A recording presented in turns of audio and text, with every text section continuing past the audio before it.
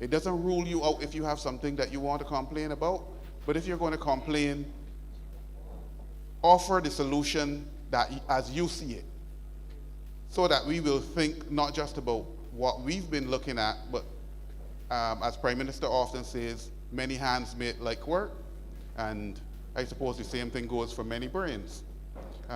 And the rural, rustic setting of St. Lucie, and the way people treat the things in a sincere and a genuine manner, that's what we expect to get from you tonight.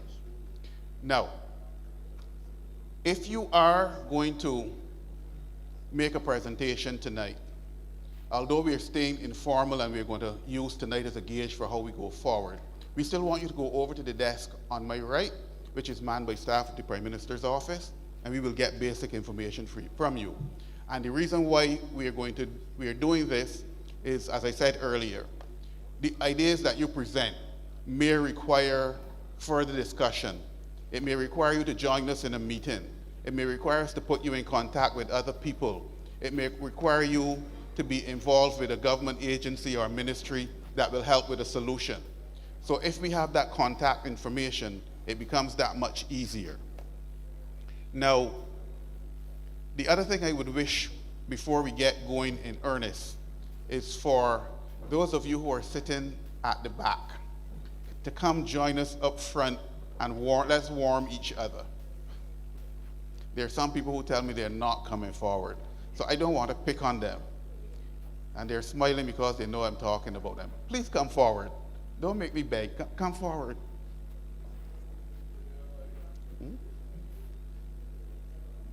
But she came forward by one seat. We want you to come to the curved seats.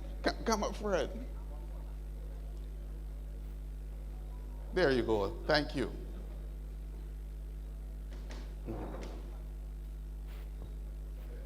All right. So, to get things going, we're going to invite the Prime Minister to just give a little brief on the forum and why we are here, and to encourage you. Prime Minister?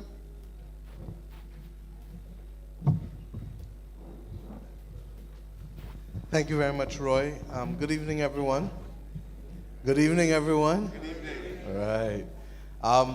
This is our chance to be able to broaden the spectrum of who gets a say and how this country is built out.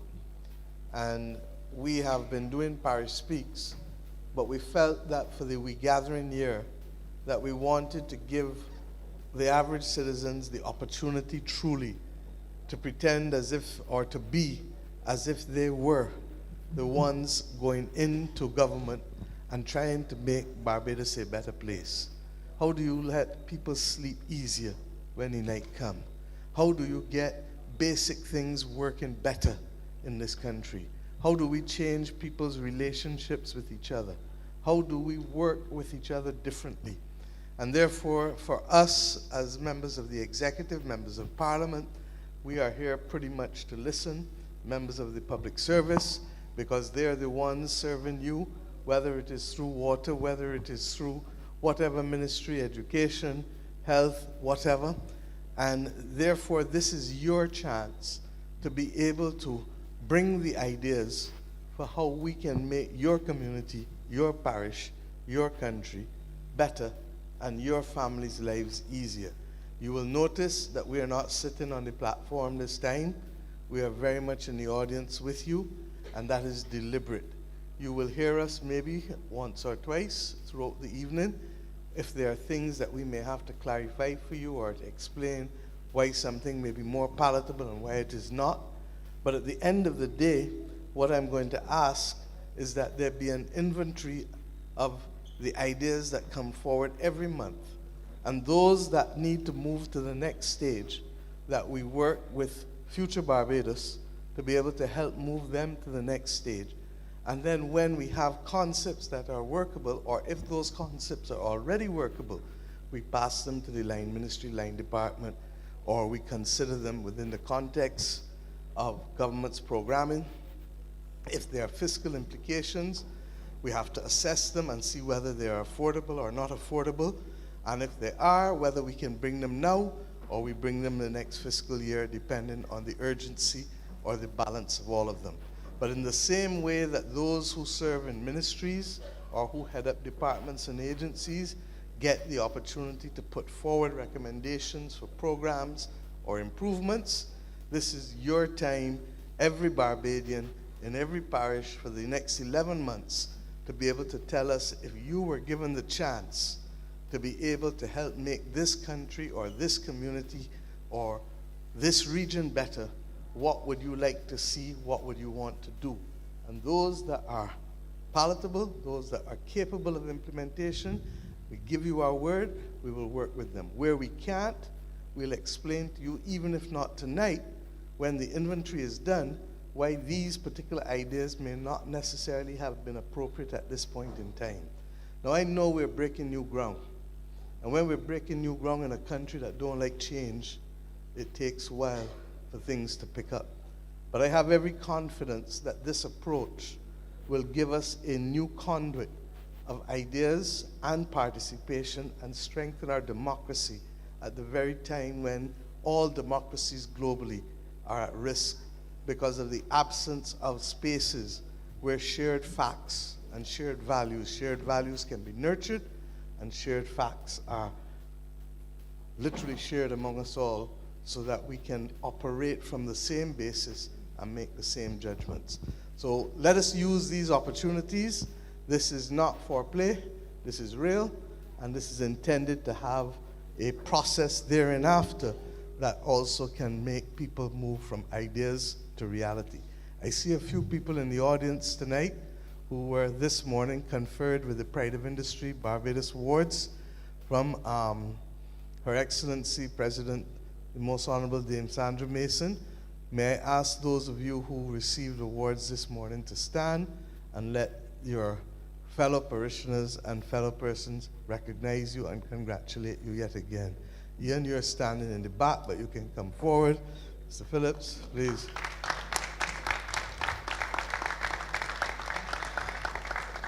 And these persons were nominated by their fellow parishioners and peers. They were accepted by the National Honors Committee, and the honors were recommended to Her Excellency, who has conferred them this morning. Every month, we will be continuing the conferment of awards to parishioners in the We Gathering month. The truth is, we do not salute each other enough. And I, therefore, on behalf of a grateful nation, a grateful parish, say thank you to each of you. As I said this morning, you did not set out to get awards when you started doing what you were doing. But your efforts have caused those who have watched you to be able to say you are deserving of it. I want to thank the chairman of the National Honors Committee, Hema Connie, as well, for presiding over obviously increased activity as we go forward in this We Gathering year. So let us make this defining difference, and let us break new ground in democracies such as ours that really want to hear from people and to give people a real chance to being able to add to our programs so that we operate not just from our manifestos or from our sectoral consultations with bodies, but we are doing it now from ordinary people. Thank you. Thank you, Prime Minister.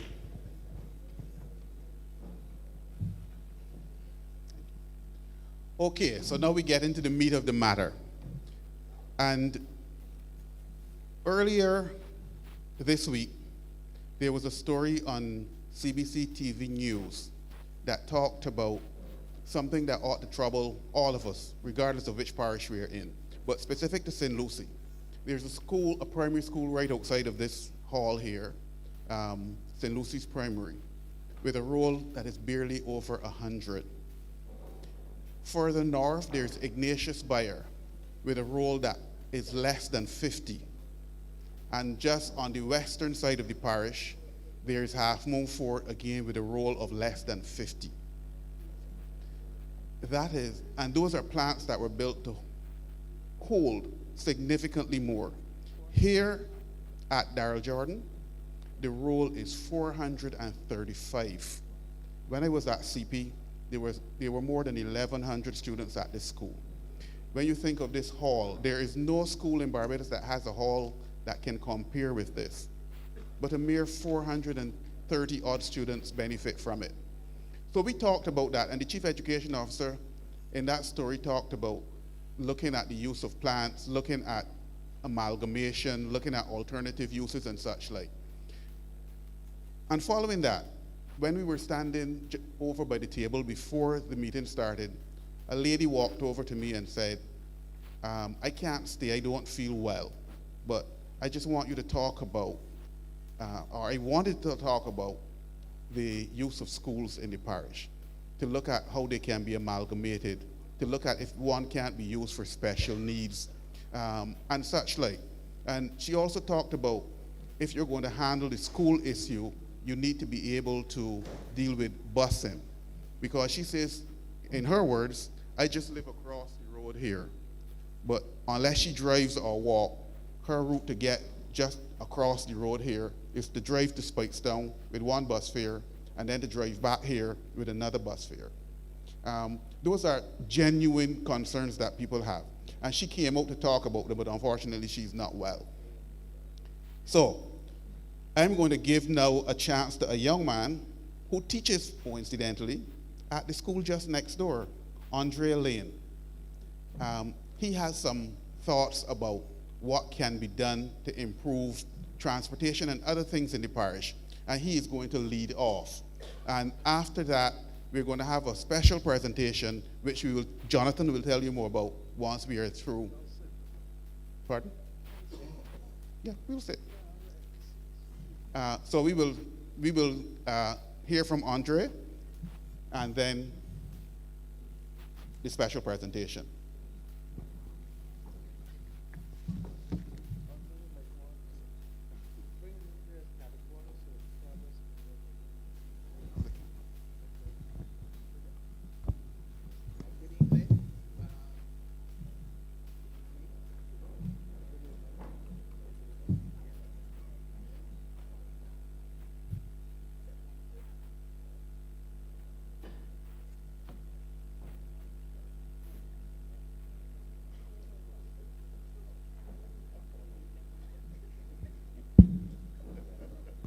Hey, good evening.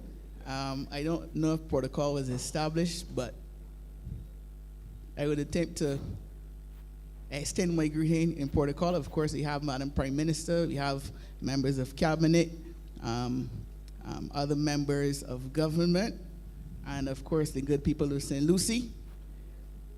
Yes, a representative who is both. He has a dual role of being a member of government and being a good person of St. Lucie at the same time. So a special welcome to you, Mr. Phillips. First of all, let me say thank you for this opportunity to interact with the senior members of government. Minister Lane, who shares a last name with myself. I call him my brother, or refer to him as my brother. I have a brother with his name as well. So he and I have a rapport. But I want to thank you in all sincerity, giving us this opportunity to interact with the senior members of government and to give some ideas where the development of the various parishes are concerned. I think it's important, and I think you're one of the few governments in the world that can boast of having done such, so you deserve a round of applause and to pat yourselves on the back. Insofar, yes, there's a caveat, insofar as these suggestions actually make it into legislation to benefit the residents, and I trust that they will. So without further ado, let me begin. And I want you to bear with me because what Roy, if I could call him that, Mr. Morris, spoke about earlier, that issue of transportation is connected to the same issue of the depopulation in the schools in St. Lucie. And it's also connected to housing, and it's also connected to water resources and so on. So I want you to bear with me as I build out some of the problems we have, and I promise for every problem that I identified that I would attempt to offer a solution. How feasible the solution would be, we would find out in the days and the years to come. So the first thing is what Mr. Morris spoke about, transportation in St. Lucie, where even though you're close, you're disconnected because of the lack of access to public transportation to connect the various parts of St. Lucie. So that lady who lives down let's say, Archers Bay, where you had the opportunity to go and enjoy not so long ago, to get here, she has to take a bus to go to Spicestown to come back here, unless the Phantom Church bus appears and she's able to actually make the direct track. So that is one of the challenges we have. So my suggestion with regard to transportation in St. Lucie is, first of all, it begins with infrastructure. I'm not sure if the Minister of Transport and Works is here. I don't see her at this point in time, but I'm sure the message will get to her. There is a road that travels from the bottom of Bourbon Highway in St. Lucie, I believe in a northeasterly direction, and it connects here at the bottom with Swampy Town. If you rehabilitate that road and you send the Josie Hill bus, which comes up Bourbon Highway, on which there are no houses, so really and truly it's a trick that could be better used, send them through that road, rehabilitate the road, of course, send them through that road. Now the residents at Swampy Town no longer have to take what is close to half a mile walk from St. Lucie's Church to get home. That will also be a benefit to the residents of Trents and Hannah's St. Lucie, who have a similar walk. One can well imagine coming from Spicestown with arms full of groceries on the weekend. God forbid the rainfall. We would like in 2025 to alleviate that issue and give those residents the opportunity to have a bus service passing their homes.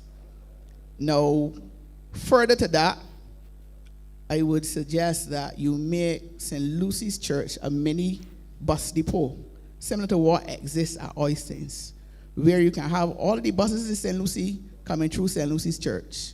So the only thing you would need to do that at this point in time, Josie Hill comes through, Pike Corner already comes through, St. Lucie's Church comes through. Connelltown, if it is coming direct, will not come through here. But what you can do, as what happens when the Connelltown and Josie Hill routes are joined together, you can come up to the church and you can come back down.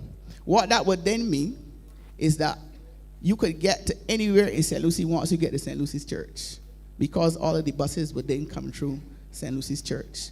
Now, where we would locate such a depot, I cannot tell you, but the exchange, yes. Does that land belong to the church? I was wondering if the land belongs to the church. Perhaps the church, I don't know if the rector of St. Lucie is here. I know we have a new rector. You're on the council. So perhaps you can let the good reverend know that the government might be interested in acquiring that parcel of land in front of the old telephone exchange, to make a mini bus depot. When that mini bus depot comes on stream, of course, you're going to have some public toilets there as well, and we can have a few kiosks. And what those kiosks are going to do is allow the lady from Swampy Town who sells at the Four Cross to now come in to what will be the beginning of a city center of St. Lucie and sell her fruits and vegetables at that kiosk. So those are just a few ideas in terms of transportation. Now let me get transportation into education. Critically, this rerouting of the bus service in St. Lucie and the creation of a depot at St. Lucie's Church also connects the St. Lucie's Primary School and the Daryll Jordan School, which we now sit to the bus route. So the challenge that we have now, Mr. Morrison identified me as a teacher at that school. The challenge you have now is that it is what we call a school bus school. Basically, when the school buses leave, that's it. There's no way to get in or out. So it becomes difficult to have after-school activities and so forth. The St. Lucie Primary School had a Christmas activity, which made it to the news, where they had a lighting ceremony. It preceded the one at Farley Hill. But the challenge was, at the end of that lighting ceremony, we had to interact with some of the local PSV operators and say, well, you know, we had an activity. We know how some people, if you could at least get into Spicestown. We would want not to have that challenge next year when we have the same activity. We would want that the bus service comes right through here, so when it is finished, the people can have the comfort of knowing, well, I don't have to worry about how I'm getting home. I can just wait for the bus to come up, go across by the church, get off, get on to my bus, which is taking me to Pike Corner or wherever the case may be, and I am home. The apolitical party, which I will not identify, also had the benefit of using this very hall for their general conference. And I am sure, as Mr. Morris said, that it is the best school hall in Barbados.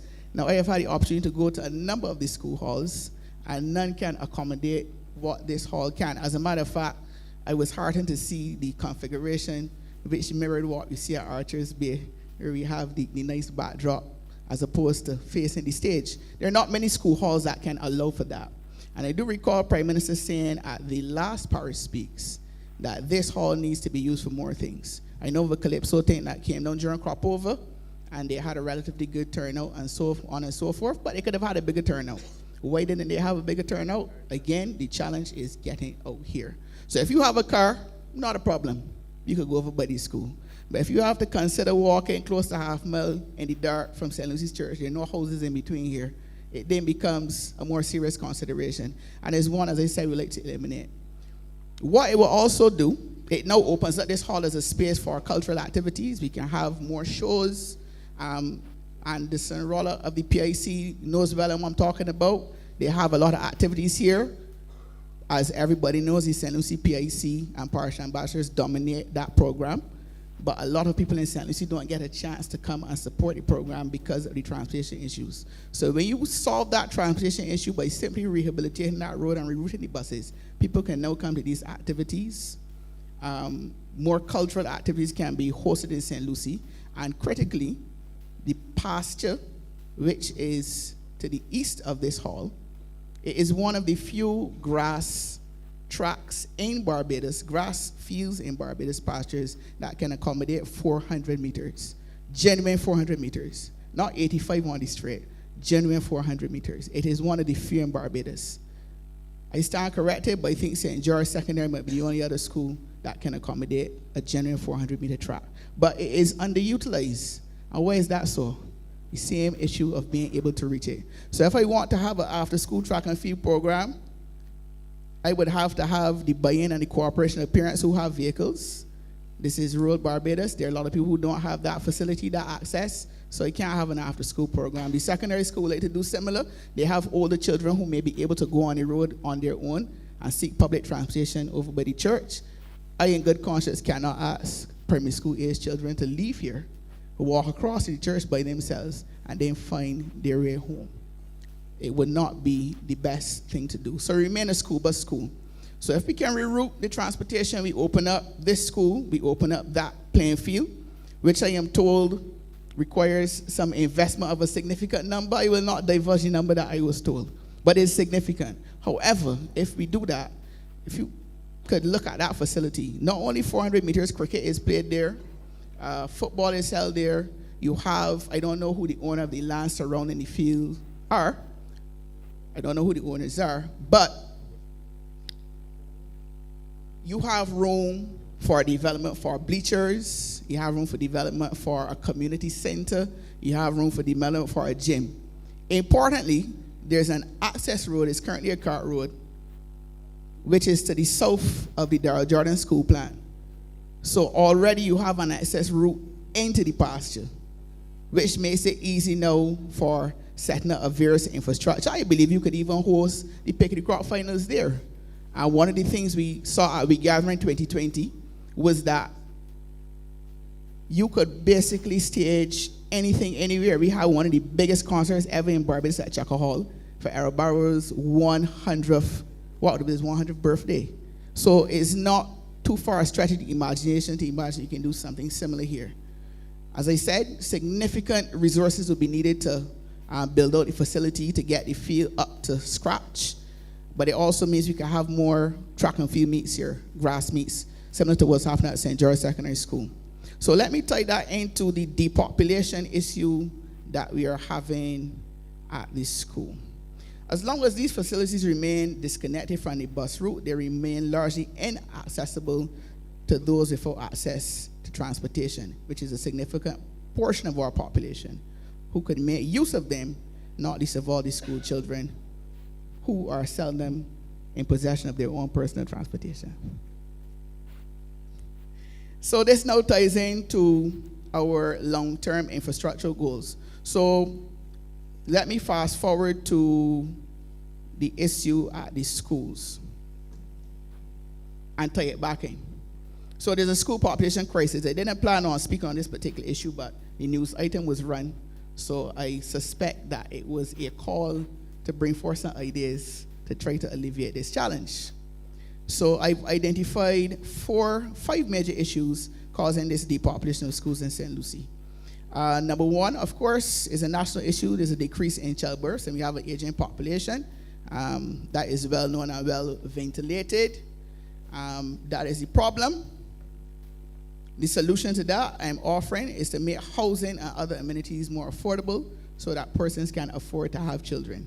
There are a lot of Barbadians, this is not a joke, there are a lot of Barbadians in their mid-30s rather, who are still trying to get themselves together. And they do not want to put themselves in a position where they don't have certain things in place. We've educated them, we've exposed them to university education and different career options and so on, and they've now found themselves in a position where I don't want to have a child unless I know I have my own home, etc., etc. So we need to have affordable housing and amenities, and I'm going to tie that back into what we want to see in St. Lucie as well. The next thing here is urban drift. A lot of persons move out of the parish and other rural parishes to seek housing solutions in other parishes. For example, there are quite a few in St. Peter. You have the development there next to Trimart. You have Mount Breveter. You have Fort Hills. Affordable housing, houses in the range of $200,000, which the average family could reasonably afford. I don't know where in St. Lucie you could find a similar housing project. There's Friendly Hall. I know there's some on stream for Hope at Coconut Hall and I think Fustic, is it? Right. But we want to see some more, and perhaps if we could get the private sector involved as well, that would be good, so that people really and truly, somebody earning on their own or with a partner, if they're looking for affordable housing, they have to look to St. Philip. Those housing projects you have at 6 Roads and so on is where you're going to find those houses in that price range. You can't look at a man who is earning a one salary or a couple still having a child to raise and tell them go on the private market in areas like Friendly Hall where you might be looking at maybe 300,000 upwards, right? It becomes difficult then. So if you can have those affordable housing solutions, that would stop some of the urban drift. Brain drain. Parents work outside of parish. MP knows this well because he would have worked in the city. And there are lots of St. Lucie people who are forced to earn their living in the city, so they have to leave St. Lucie. It also means that they take their children with them and have them educated at schools closer to their workplaces, and that is only fair. Emergencies can happen. Not only that, if I'm leaving home at 7 to get work at 8, there's no school I can leave my child at 7. And the solution, one of the solutions there, I see the Minister of Education is also sitting to my left. Nice to meet you, ma'am. Is to have before and after care services. I've been fortunate to earn my living at a number of schools across Barbados. Some of them have had those programs before and after care. 7 to 5. It gives the parent that flexibility to drop off a child, get to work, get back to the school, and get their child home. Number 4, the stigma, and I believe another one of my colleagues will speak to stigma associated with rural schools being not as successful as urban schools. This is a knock-on effect of the brain drain of which I just spoke, where oftentimes the best resources are going out of parish. I'll share an anecdote on this particular point to strengthen it. I had the opportunity, the privilege really, because of the success of one of my students in a track and field event, to be at the knapsack final in that event. At the end of that final, the top 3 girls won the 3rd. Bronze went to St. Lucie Primary. Silver went to another school, gold went to another school. All 3 of the girls live in St. Lucie. All 3 of the girls live in St. Lucie, and not only live in St. Lucie, within a couple of miles of St. Lucie's primary school. But one was representing a school in the West, and they say no more on that. And one was representing another school in the West. So what we are calling for no minister is for the Ministry of Education has to assist us also in keeping some of our talent in parish. And what I mean when I say that is there are legitimate reasons that you might want to have your child educated out of parish. As I said before, if Mr. Phillips is working in town, he wants his child at Charles F. Brooms or wherever this, which is close. I just mentioned Charles F. Brooms, no special reason for that, but just because it's close. However, there are persons who are taking their children out of parish and they have no legitimate reason other than the stigma that I mentioned. And what they're actually doing is contributing to the stigma. They're taking the best resources out of St. Lucie, sending it to other schools. They're doing well there, and then the ones who remain are not able to come together and make such a concerted effort. So we want to ask then, in terms of solutions where the stigma is concerned, to ask the ministry to be more stringent with the vetting of students who are being located out of their catchment area. And I see minister writing, so.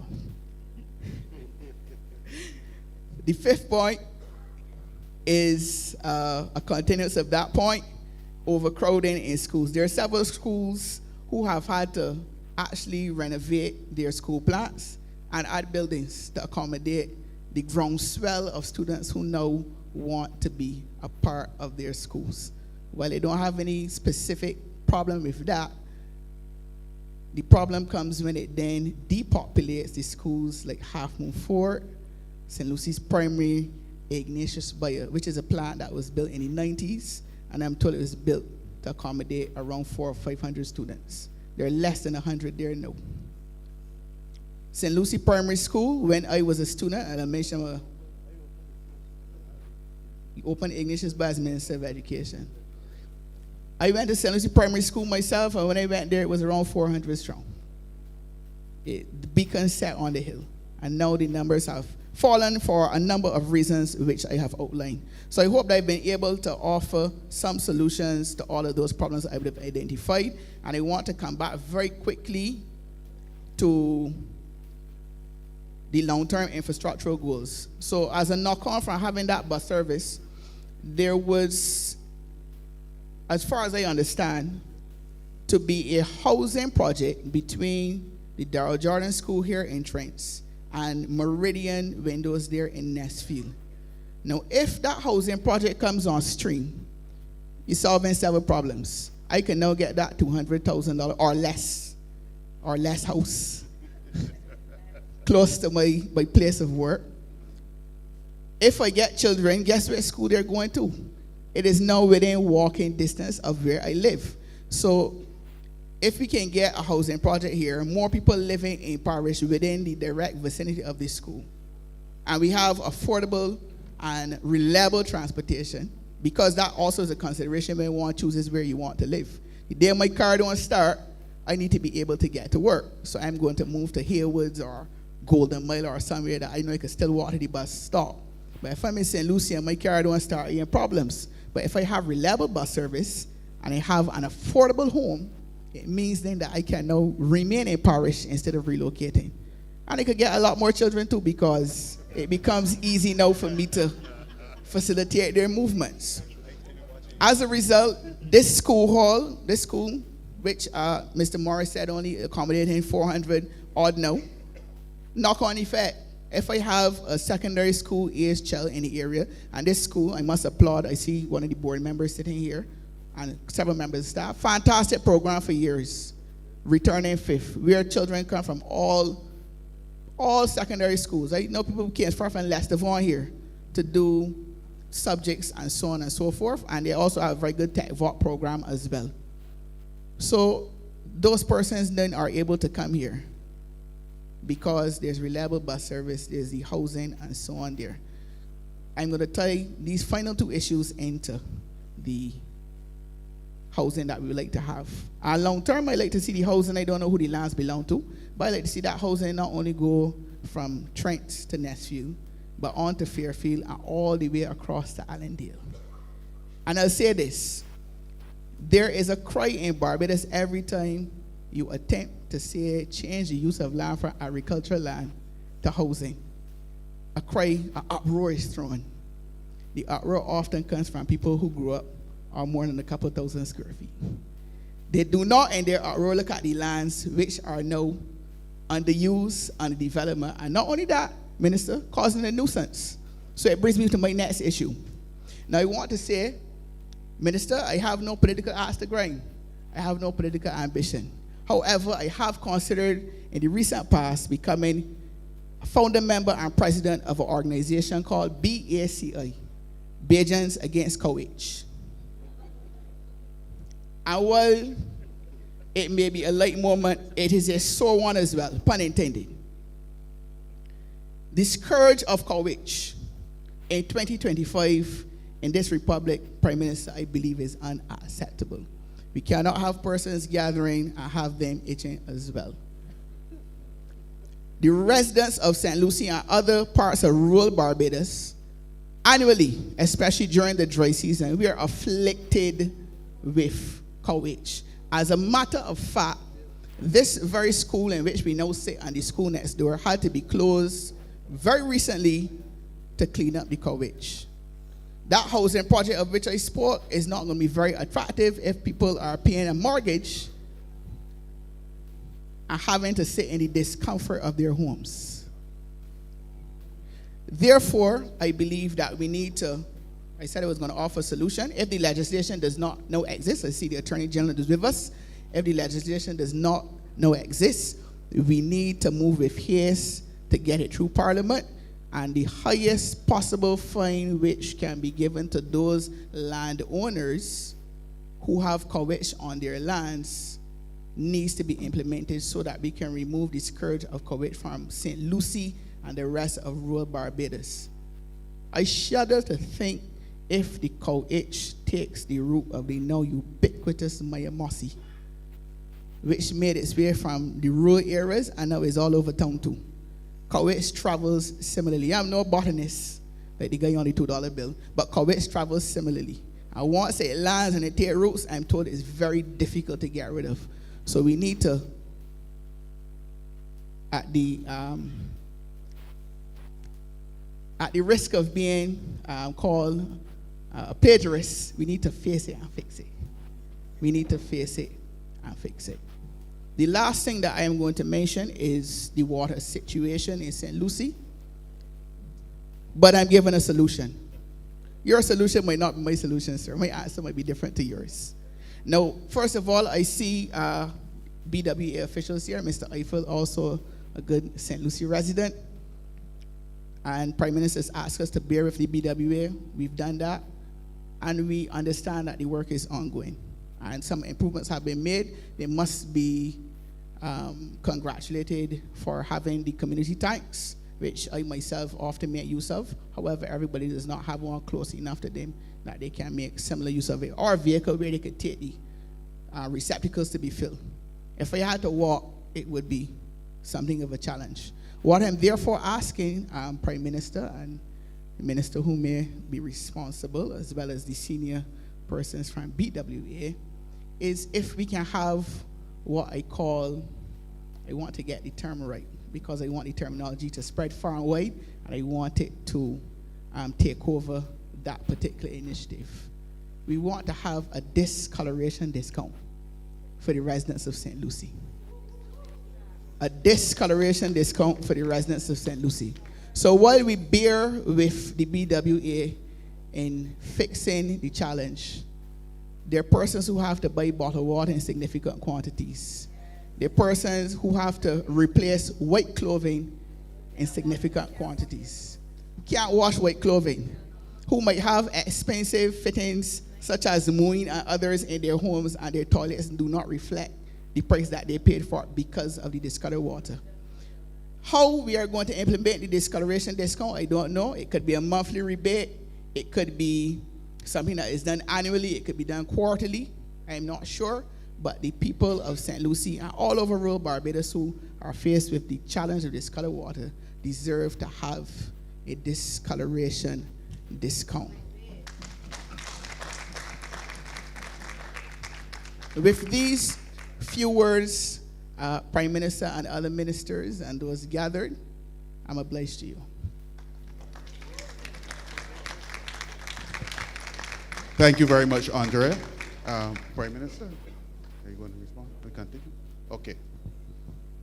Good night, all. Thanks very much, Andre. I think that was, by the way, sorry, apologies. My name is Jonathan Reed. I'm Chief of Staff to the Prime Minister, but I'm really here to share ideas and really engage with you. Andre, I was quite moved by a lot of the thoughts that you had.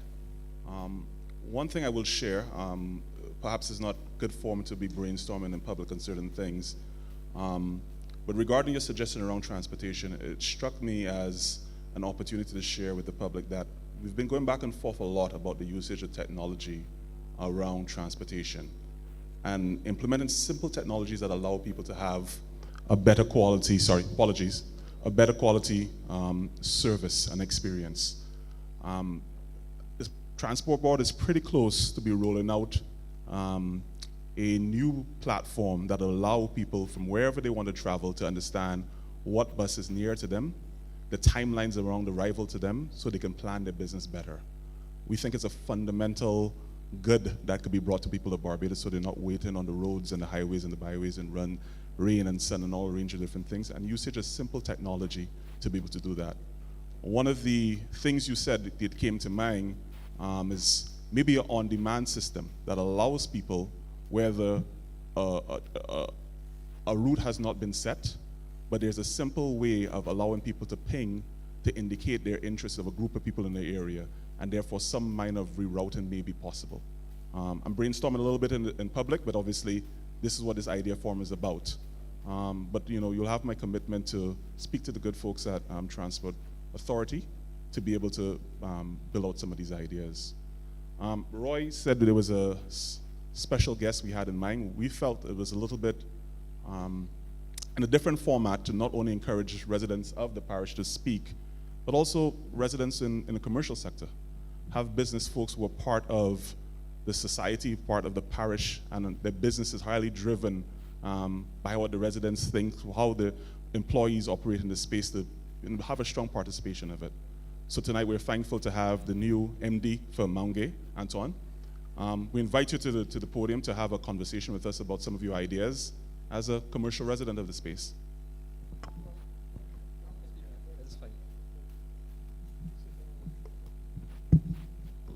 All right. Good evening, everyone.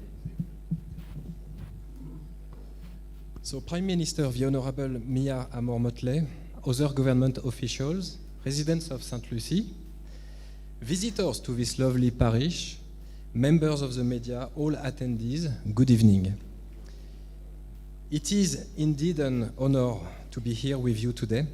And first, I would like to extend our thanks to the Prime Minister Motley for including us into this inaugural Ideas Forum and for providing us with this unique opportunity to share some of the work that we are doing at Maunge. And indeed, we look forward to the discussion ahead and the opportunity to reflect and brainstorm on ideas and initiatives that will contribute to the development of the parish of St. Lucie. This evening, I basically would like to focus on 3 key pillars that are essential to Maunge. Number 1 is about people and community, and I will develop it further. Number 2 is about sustainability. And the third one is about economic and tourism development.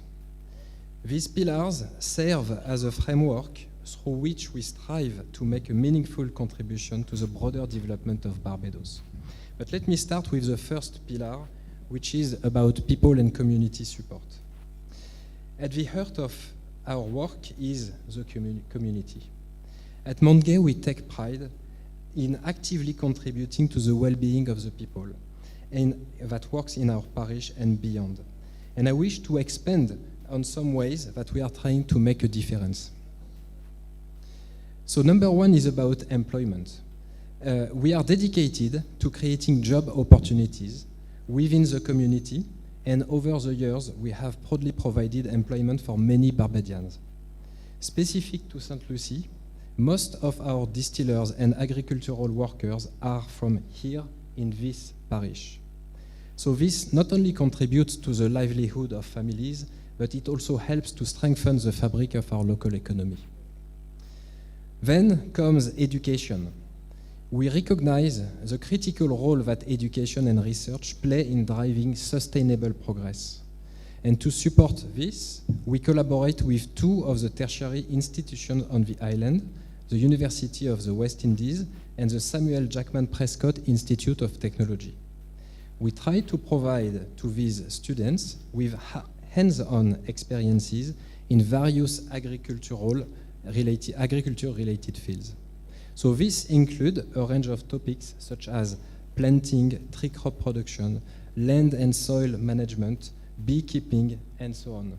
And basically, our land serves as practical learning environment, what can be named live classroom, where all the students can come and experiment and apply what they are learning at school. So we plan to increase this contribution by offering more internship and scholarship from this year moving on. Third thing is about community participation and special projects. You might know that our Oxford estate, we host annual pea picking events where we invite members of our neighboring communities to come together for an activity which helps to promote unity and foster a sense of togetherness. So we have also created a sort of farmers market where we invite our neighbors to our estate where they can purchase fresh product at reduced prices. Over the years, Mongay has been actively involved in a number of cleanup and beautification initiatives across the island with many beach and land cleanup and also tree planting initiatives. And in St. Lucie, we have contributed to the refurbishment of the Charlie Griffith Sports Center as well as the enhancement of the environs of the Mongay village. We are also currently exploring revisiting these and other projects in the near future in our ongoing effort to continuously give back to the community. Another example of this commitment is our support to a number of charitable organizations and activities. One such initiative, which is particularly special to us at Mongay, is our partnership with the Verdun and Marina House for their annual charity fundraising concert. I just pinpoint this one because it took place, I think it was last week, and it was a huge success. And this partnership naturally leads me to expand on our campaign to encourage and promote responsible drinking.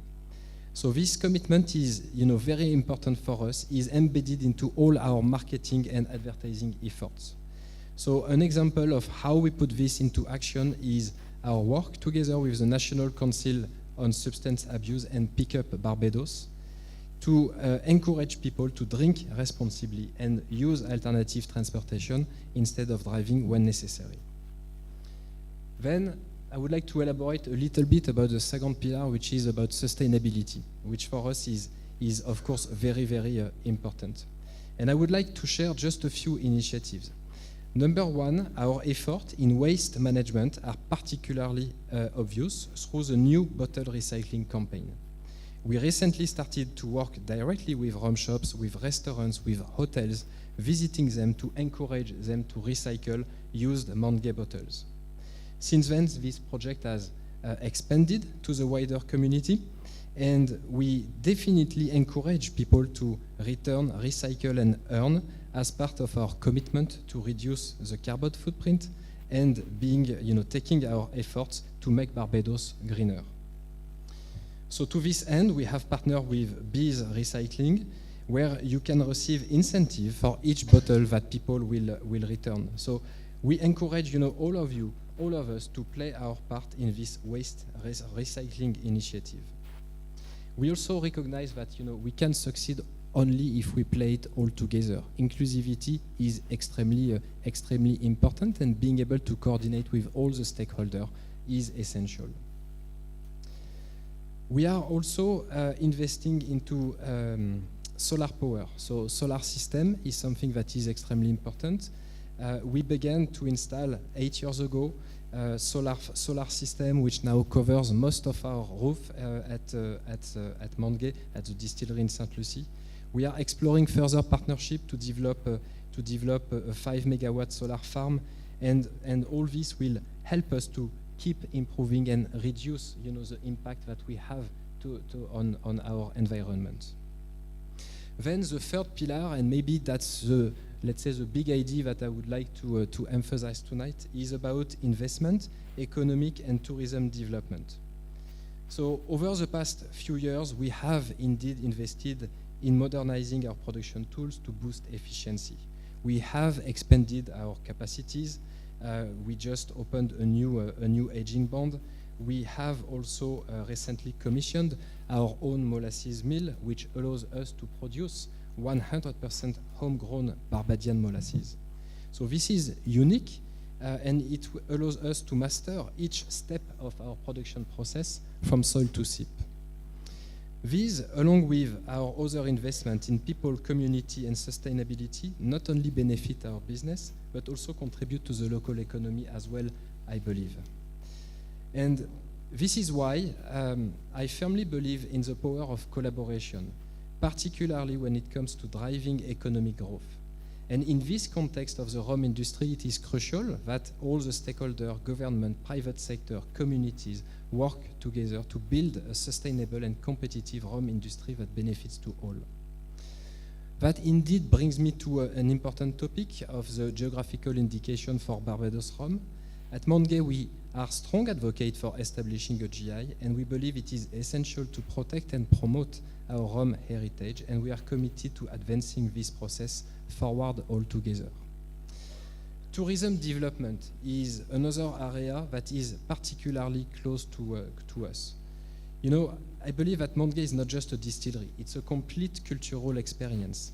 And to this end, one of the areas we are continuously working on is our tours, which not only attract many tourists to the parish of St. Lucie, but also help to drive tourism. We are always seeking ways to improve these experiences to ensure that they showcase the rich history and heritage of rum production in Barbados. And as part of these efforts, we hosted numerous open days. The most recent one took place under the We Gathering initiative 2 weeks ago. And during this activity, we gladly opened our doors to local and visitors. And it was a great success. More than 600 people showed up on this Saturday. So a great opportunity to learn about the history and to understand what is the vital role that St. Lucie played in the history of Barbados rum and the deep connection it has to Montgay. So this is our intention, to build on these efforts and to do more of these open days. However, it calls for collaboration, support in areas such as transportations and other infrastructure, as our long-term goal is to create an ecosystem here in St. Lucie, where visitors come not only to Montgay, but they also explore the beauty and history of the parish. So in short, you understood, I think our objective is basically to bring more people to the parish of St. Lucie.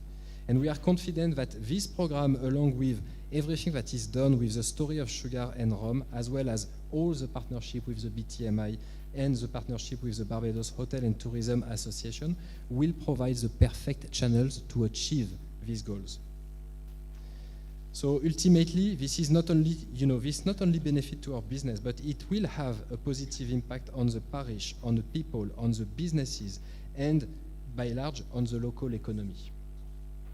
So in conclusion, what I have shared with you tonight represent just a few initiatives that we have implemented and are interested to pursue at Montgay, with this specific focus on the parish of St. Lucie.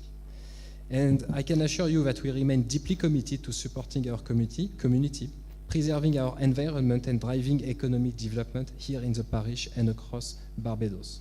But we will succeed only if we are able to collaborate all together. I think this is, the main topic. If tomorrow we bring more people to visit the distillery, we need support, we need infrastructure, we need to partner with local businesses, restaurants, rum shops, and so on, so that people can stay much longer than only 1 hour at the distillery, and so that it can benefit to the entire community. Voilà, so this is, let's say, my big idea for tonight that we wanted to share on behalf of Montgay. Thank you very much.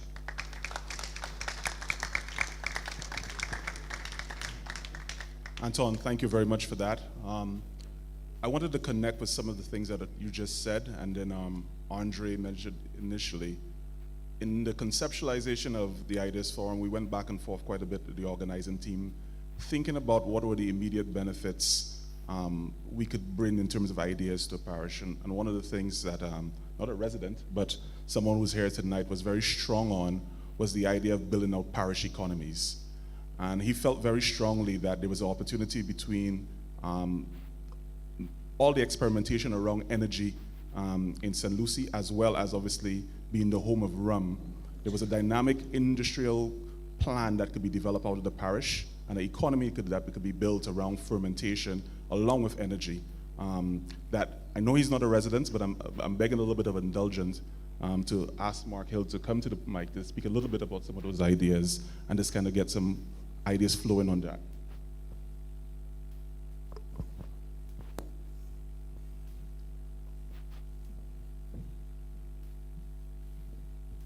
Good night, everyone.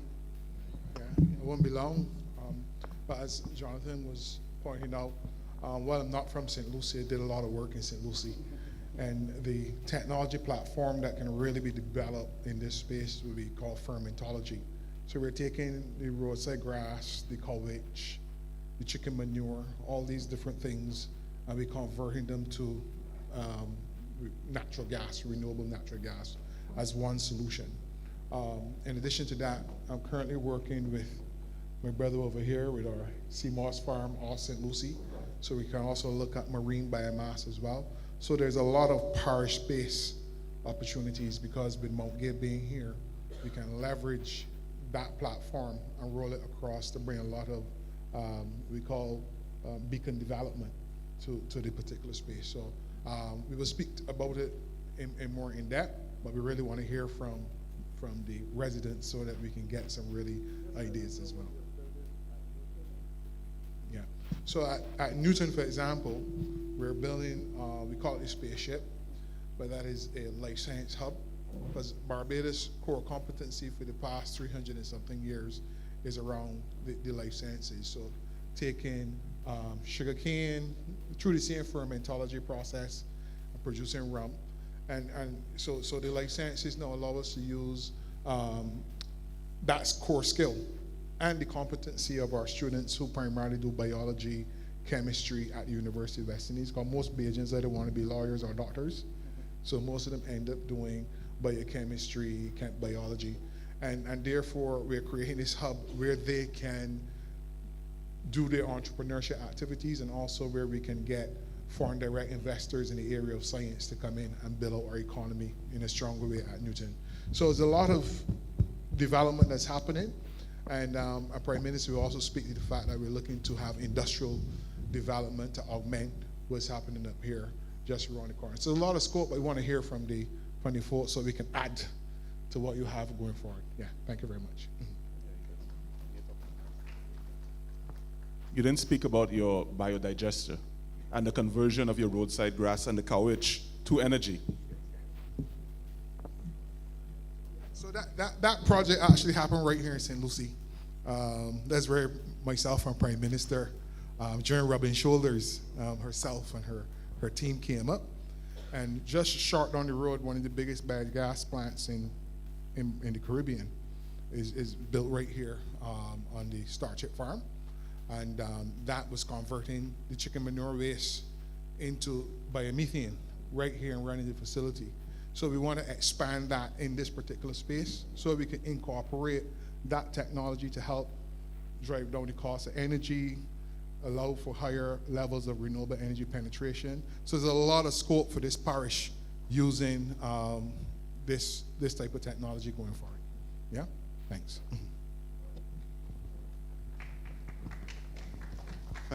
Thank you very much, Mr. Hill. All right, so now we're going to go to those of you who have been anxious to get to the mic. Now, I have 16 persons on my list, but I also know that some of these are submissions that came in online. So whoever has the first number from the desk, then I will be able to pick back up from here. What number are you? Number 1? Okay. What's the name? Go ahead. Introduce yourself and then proceed. Hi, good night. My name is Kadeem Brewster. Okay. No. I would like to just address the Prime Minister, Mia Motley, and all other ministers. I came here tonight to speak about the debushing in St. Lucie. Now, I am the leading contractor debushing in St. Lucie for the Barbados Beautification Project. And earlier, Andre was speaking about something that we have to face on a regular basis, which is coach and the river tamarind trees. Now, I have a phobia for river tamarind trees and coach. Now, there's another plant that is in there that they are not speaking about. There is a vine that works just like the coach. And when it touches you, you're going to get on the same way like if coach touch you. And my workers, I do not let them play around coach. So if any of you see bush that is not being debushed, there's a reason for that, because we're not going to touch it. Now, what I am looking at is that after these things are getting debushed, these trees and so forth, I was looking at a theme that piqued my interest for the last 2 years, in planting lime trees for the parish of St. Lucie, and St. Peter will be planting papaw trees, or St. James will have the theme or planting soursop trees. And this interest piqued me when I was driving across the highway, like going to the airport. I saw palm trees on the road, and I was like, there are people in Barbados that are hungry, and this could actually beat down prices with vegetables. Instead of planting palm trees, you know what? Plant fruit trees instead.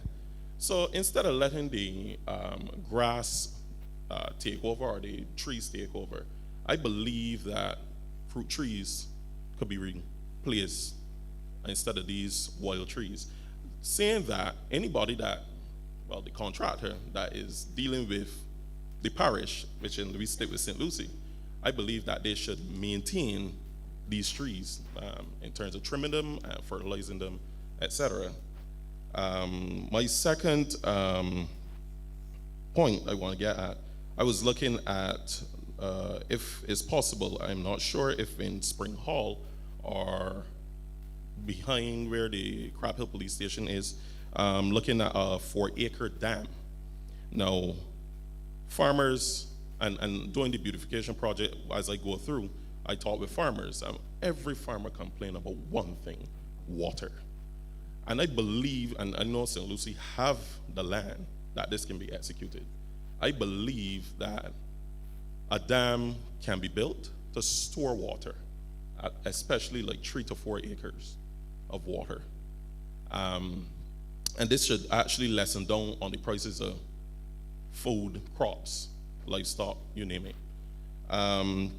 Also, this dam will be running off of off-grid solar system, basically between 150 kilowatt to 200 kilowatt to run the pump. Also, thirdly, I was looking at solar streetlights and solar signs for the dark areas of St. Lucie. Now, as far as I see in my 31 years, things has changed rapidly, especially for the past 4 years. There's a lot of killing and there's a lot of thieving. And I think that having lights in these farms and on the roadsides, I believe that this could help minimize these crimes. And that's all I have for right now, because I know time is of the essence and other people need to talk. Thanks, Kadeem. But before you say, there are two things you said. The first one relating to the vine, you didn't identify it. What was? I have no idea the name of the vine. Do you have a photograph or anything? Anybody else knows what? Well, not on me right now, but could you share a photograph with us? Sure, I can share it later. All right. And the second thing, in relation to the dam, what would be the source of water? Is there a stream running through, or is there a source of water for the dam? Well, when the rain falls in St. Lucie, they get a lot of floods. Okay. Yeah.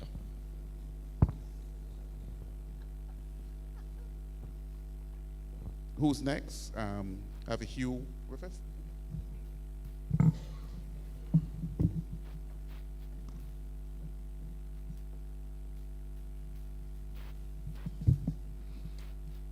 Good evening, everyone. Good evening to the Honorable Prime Minister and her cabinet, and to all parliamentary representatives. Good evening also to members of St. Lucie, and to the head table. I am a teacher at Ignatius Barre Primary School. My name is Hugh Anthony Griffith. I have been there for pretty much close to 21 years now. This morning, I received an award for my outstanding achievements, my contribution to education. You can hold that applause. Thank you very much. First of all, I just want to just say this though. Thank you very much. It's truly an honor to receive that award, but you know what is disheartening? Even after receiving the award, even when I heard that I was receiving this award, you know what really was on my mind? When I first got to Ignatius Barre Primary School, I feel like I want to turn around and face you guys. When I first got to Ignatius Barre Primary School, there were close to 200 plus children. I lived in St. Lucie all my life, and I did not even know about Ignatius Barre Primary School until I started a program called the Music in Primary Schools Training Program. Mr. Lane's sister, Brittany Lane, was one of the most outstanding children in that program. That was funded by the National Cultural Foundation. And I want to say that when I went to the NCF with this idea, it's a funny story, but I won't go into the story. I want to stick to the facts. When I got to the NCF, the gentleman, the cultural officer for music at the time, Mr. Ronald Davis, said to me that he had this idea also to start a program in the North, a music program. He told me to pick 3 schools, so I looked in the phone book for schools in St. Lucie, and that's how I found out about Ignatius Barre Primary School, even though I lived in St. Lucie all my life. Now, Mr. Lane alluded to brain drain. I'm not tooting my horn, so what? I went to Queen's College. You don't have to applaud. I went to Queen's College, but I went to Wesley Hall also. These are not in St. Lucie. The reason being, Mr. Lane also alluded to, my mother worked at Barclays Bank. Notice I didn't say First Caribbean, so you can tell the age. My mother worked at Barclays Bank in town. So it was easier for her to drop me off at Wesley Hall Primary School rather than to put me at St. Lucie Primary or somewhere else for safety. Yeah, I was a big boy, but I was a baby at heart. The thing is, I'm saying all this to say that even though I went to Queen's College and went to all these other schools in other parishes, there's some words in my song, in one of my songs. It says, no matter the school or subjects we do, we can all get through. All we need is encouragement from you. And my children sing these songs at NIFCA almost every year. At the same NCF camp, I wrote some of these songs. At the same NCF program, I wrote some of these songs. I brought them to Ignatius Barre Primary School over the years. Remember, I said Ignatius Barre had over 200 children when I first got there. I was told then that we had 4 houses. I'm going to speak a lot about Ignatius Barre, forgive me. I 21 years. There were 4 houses, red, yellow, green, and blue. I was told to, as music and PE teacher, or a co-PE teacher at the time, because there were 2 other teachers taking part of the PE program, Mr. L. Griffith, Louis Griffith at the time, and then coming on later on, Terry Carrington. We were told to change it to 3 houses. We decided, well, since red and all the primary colors were pretty much used, let's go secondary colors. They chose orange, purple, and then they couldn't decide on the 3rd one for a long time. Eventually, they couldn't decide on the 3rd one for a long time. I see Tesla, one of my students. I'm telling you a story here, but you know part of it. They came up with all kind of colors. Gray, no, gray too dull. Pink, no, pink too for girls. All kind of strange things. Like blue, no. Eventually they came up with beige. You may laugh at all these, but these are things that happen at Ignatius Barre. But that was still over 200 children then. 3 houses. I looked at a document I had on my phone recently from 2013 where I assessed. I didn't have to. There's no mandate that tells me I have to assess any children in music. I'm just saying this. That has to do with ministries and the infrastructure now. But I assessed in music theory, in singing, in drumming, 183 children now, fast forward a little bit, in 2013. Already, that was the whole school, by the way. You see a declining role. I'm saying all this for a reason. I'm getting to a point. We had 3 houses at that time still. The beige eventually got changed to gold. And gold house, by the way, didn't win sports for a number of years. But that's another by the way story. Currently, I was told by social media, by the principal, our role is very much close to 53 right now. You said less than 50. Whether it's less than 50 or 53, neither here nor there compared to 183 in 2013, compared to over 200 when they first got there. We have 2 houses though, red and blue. Some people don't know that. This is our first school sports now with 2 houses this year. So when I received that award this morning, like a true teacher, I'm going to link all these stories. I was proud of my achievements. But it hurts me to the core to see where Ignatiusburg has fallen. And there are several factors that have contributed to this, in my opinion. Notice I said, in my opinion. First of all, yes, Mr. Lane alluded to transportation. He mentioned brain drain. He mentioned things like the bus routes, water, aging population. All these things are factors, yes. But specific to Ignatiusburg Primary School, I think there's several other factors that need to be mentioned. This, however, may not be the forum for me to discuss them in depth. I will allude to them briefly. Let me get my notes.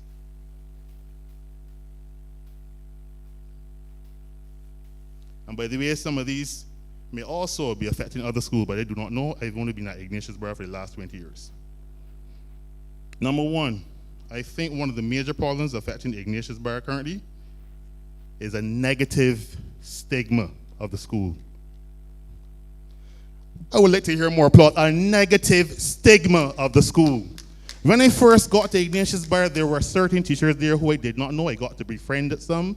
I chose some as mentors because they guided me. They showed me things to do. They helped me. Mr. William Grisette, the principal at the time, was very good at what he did. He listened well. He managed well. He was able to communicate well. After he left, I digress.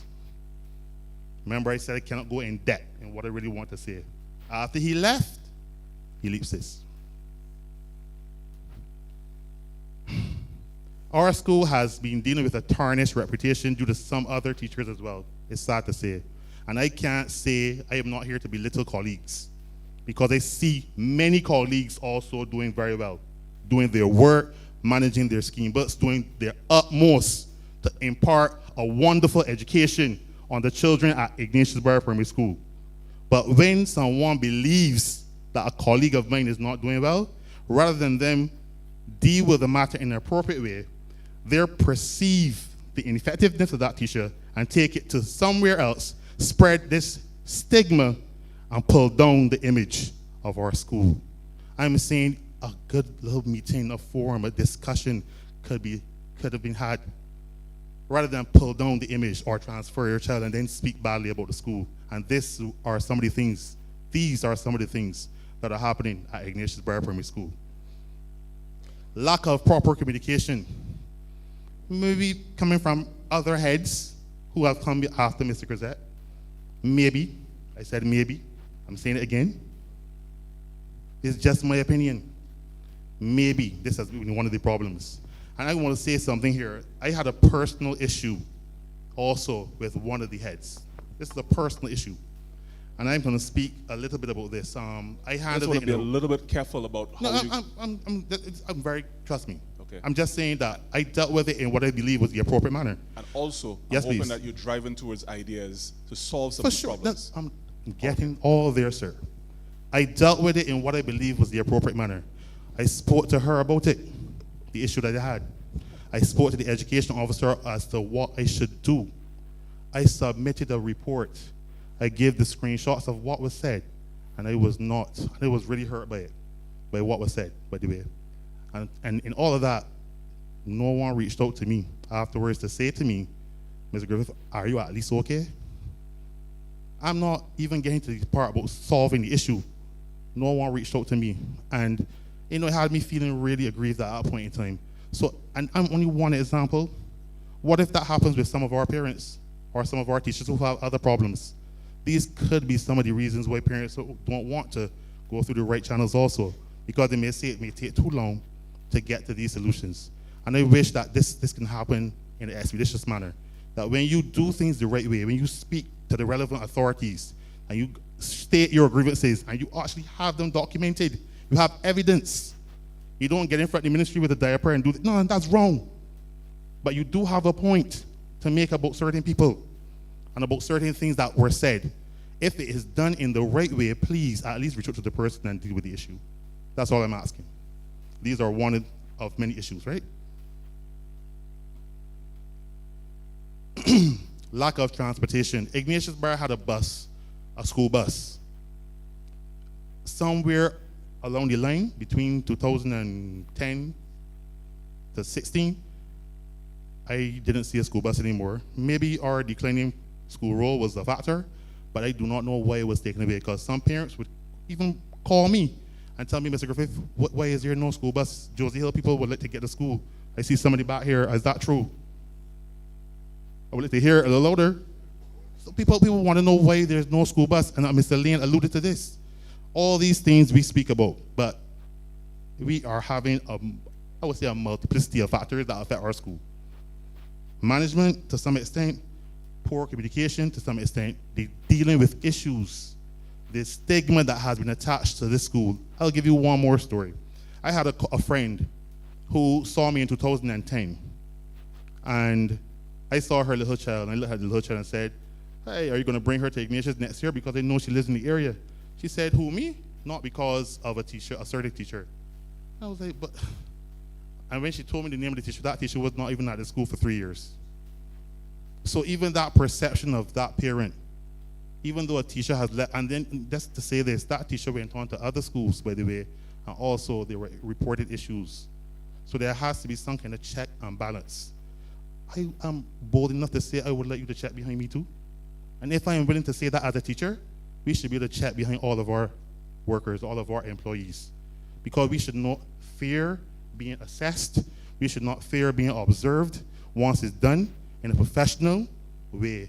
Because when we are not doing our job the correct way and it affects others, people will say negative things about us behind our back, and then you will see the transfers, you will see the roles declining. People will wizzy, as we will say in Bajan dialect, but then you won't hear the real issues coming to fore anymore because the matters are not being dealt with. So from 200 plus in 2004 when I first got there, 183 in 2013, where I assessed every child in music, to now 53 currently. But we have a whole entire new staff at Ignatius Bar Primary School except myself and maybe 2 other colleagues. But people on social media up to a couple days ago still saying, I can quote if I need to, but I will paraphrase, the teachers and the curriculum, they're stating that we are not doing a good job still. These are not the same teachers that they're speaking about, in my opinion. So in my opinion, these are things that we need to address. On the MRD website, when I go there, I see a principal and a senior teacher still listed as the current ones also of the Ignatius Bar. They are no longer there. So I'm just saying we need to update the records. We need to let people know. We created an Instagram page. I'm getting to solutions now, people. We created an Instagram page. Our school has taken part in a number of things over the last couple months, mainly in terms of music, but a lot of other things as well. Tree plantings, science expos, a number of things. We are publishing these publicly with the permission of the Ministry of Education, and we are showcasing that we are doing well. You're getting a few good comments. We take part in NIFCA. We were given 5 awards from 2 songs. 2 silvers, most entertaining, most best presentation, and the BTI award for a song that depicts what it means to be a Barbadian, in a song called Issues and a song called Make the Right Choice. I am here to say, I would like us to all make the right choice to deal with these issues that we have at Ignatius Bar and at other schools. That's what I would like to see most of all. Thank you.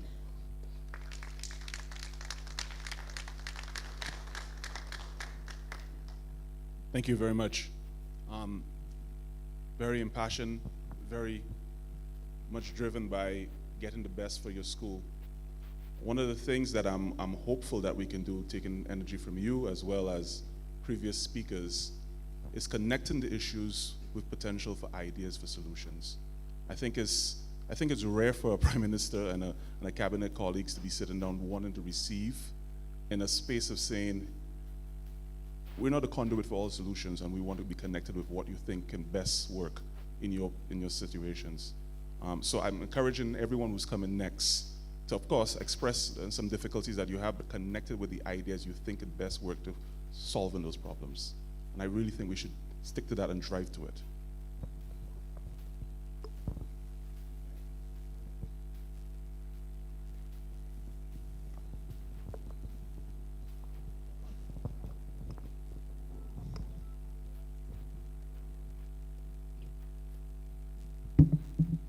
Hi, good night. I'm Kendra Hollingsworth Edwards, acknowledging Madam Prime Minister, government, and all those who attended tonight. Thank you for this forum.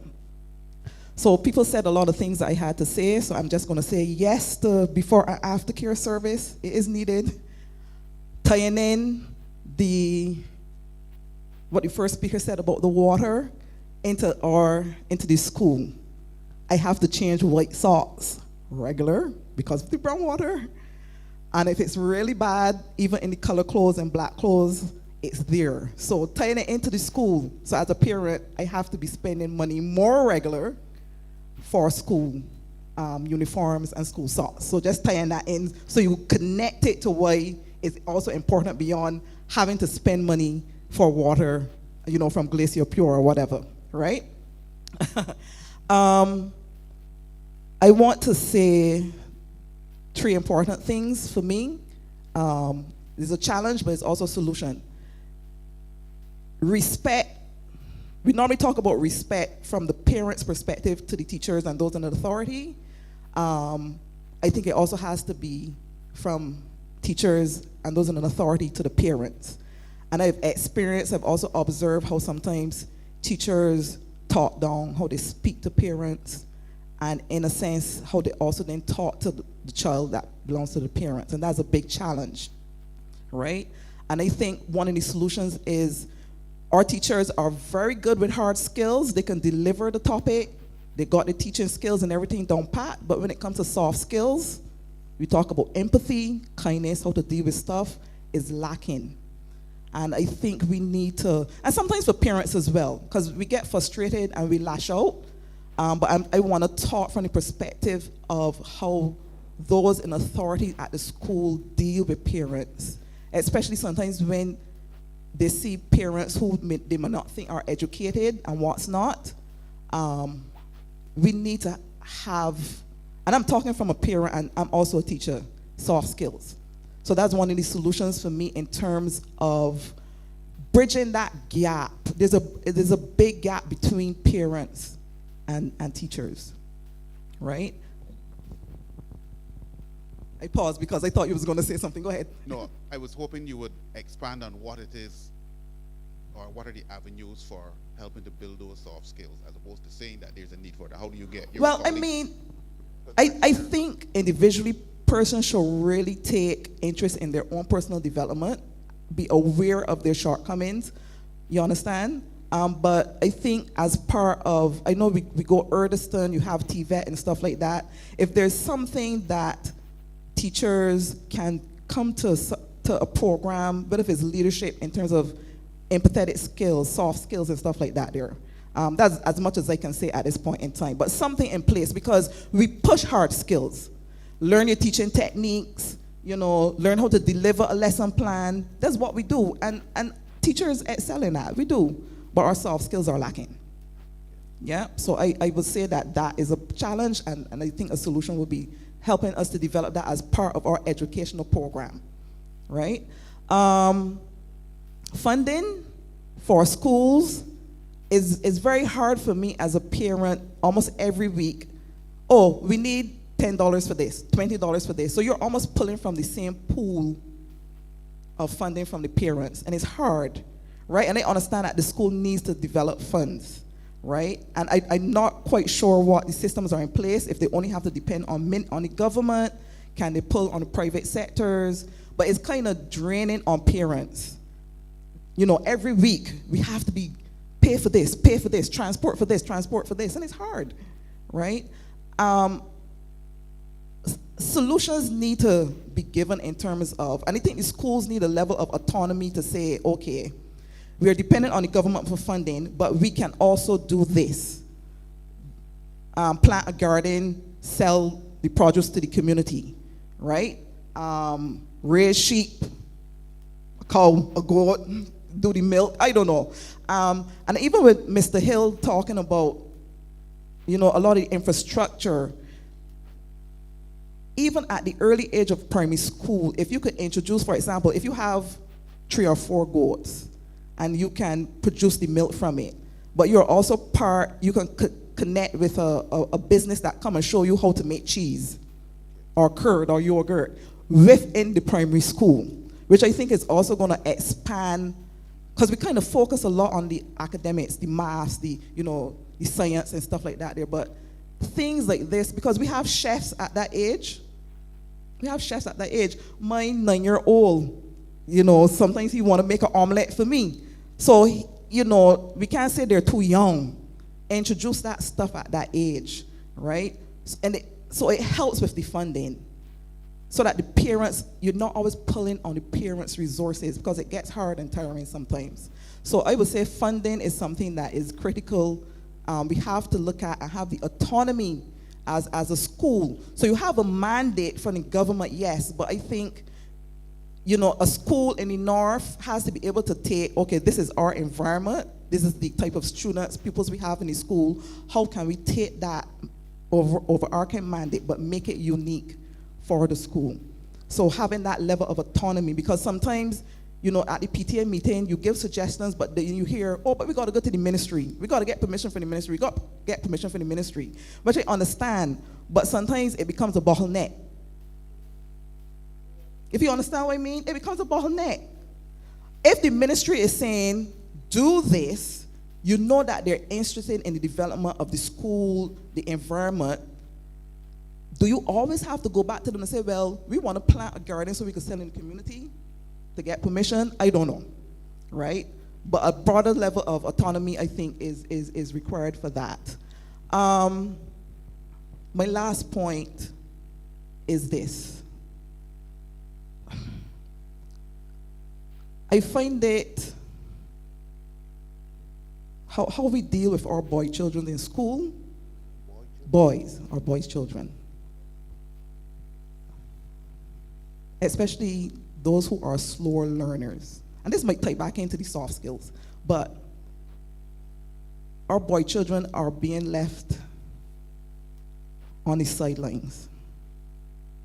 And I'm not saying this because I have 2 boys. This is from observation, right? I teach at SJPI. So imagine when they come to that level, the dysfunction that I have to deal with. Our boy children are being left on the sidelines because they may not be as focused as girls or whatever. And I think we need teachers who understand how to teach boys. They're not girls. They are not girls. So you might be able to tell a girl, sit down, do that. Now, I'm not saying that we should let our boy children run wild.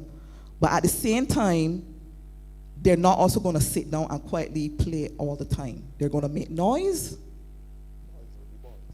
You understand? My oldest son, he makes noise, but he's still learning, right? So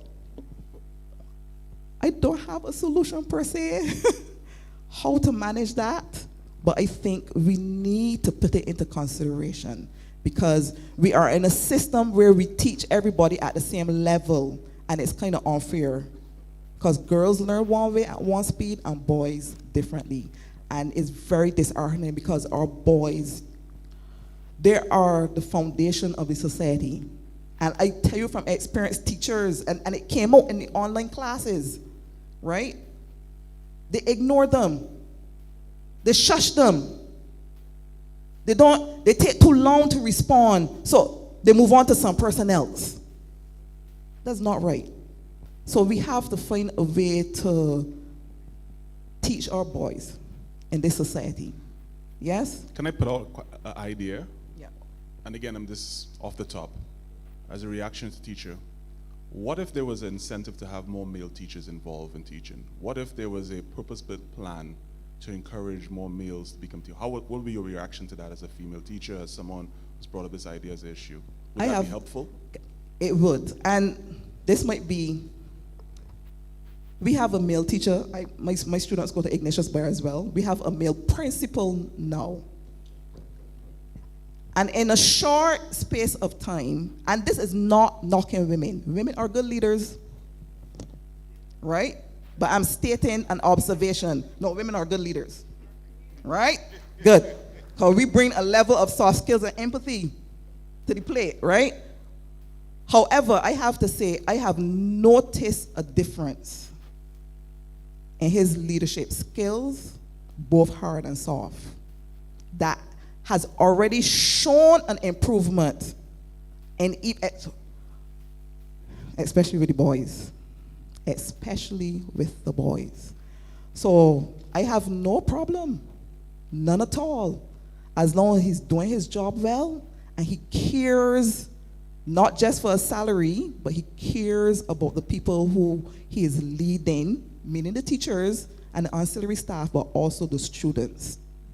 Right? So I have no problem. Yeah.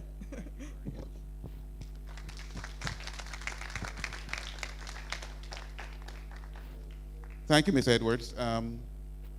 Next, Ms. Humphrey, Shellyan.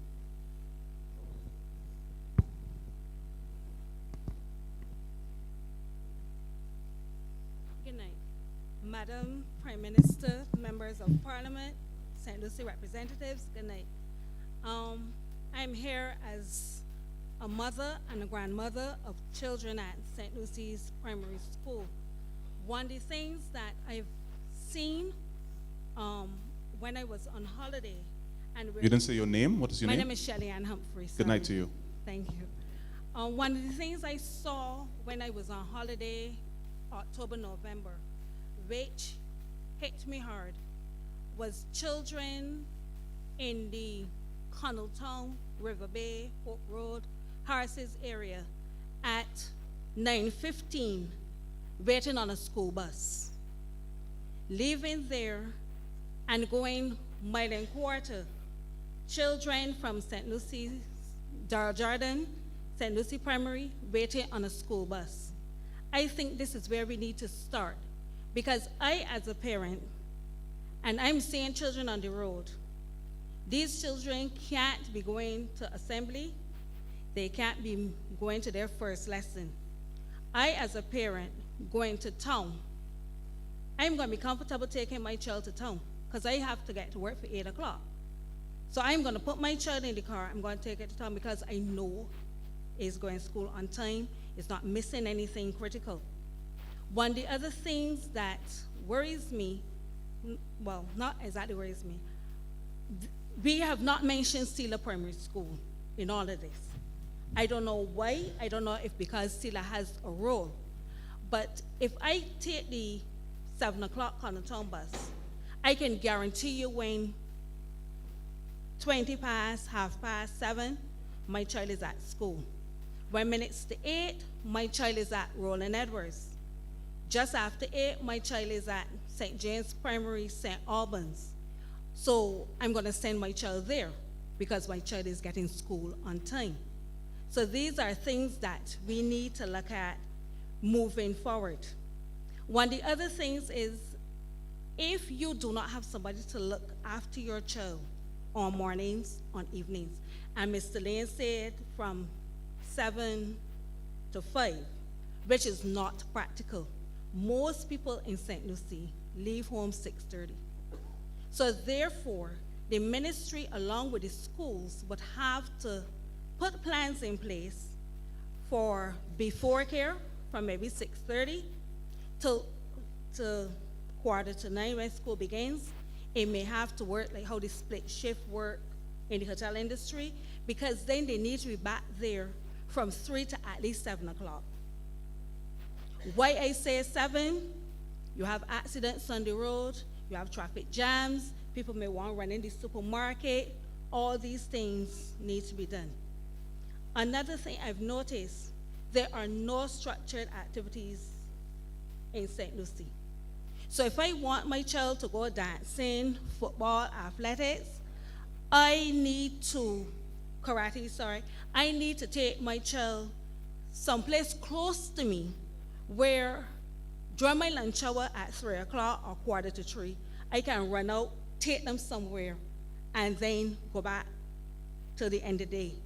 Now, if there were structured activities in St. Lucie, where I'm going to use the swimming at Catch 22, and you are dedicating with the help of the private sector some sort of transportation to take the children over to Catch 22, no matter which school they're at, I might be inclined to say, okay, my child could participate in that.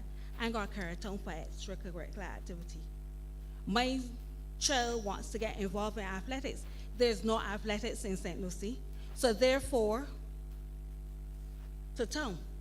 So all of these are reasons why we see a decline in the populations in St. Lucie, because concerned parents who probably don't want to dedicate, for lack of better words, their time on Saturdays to run with their child. I'm taking you to town with me one time, and that's being realistic.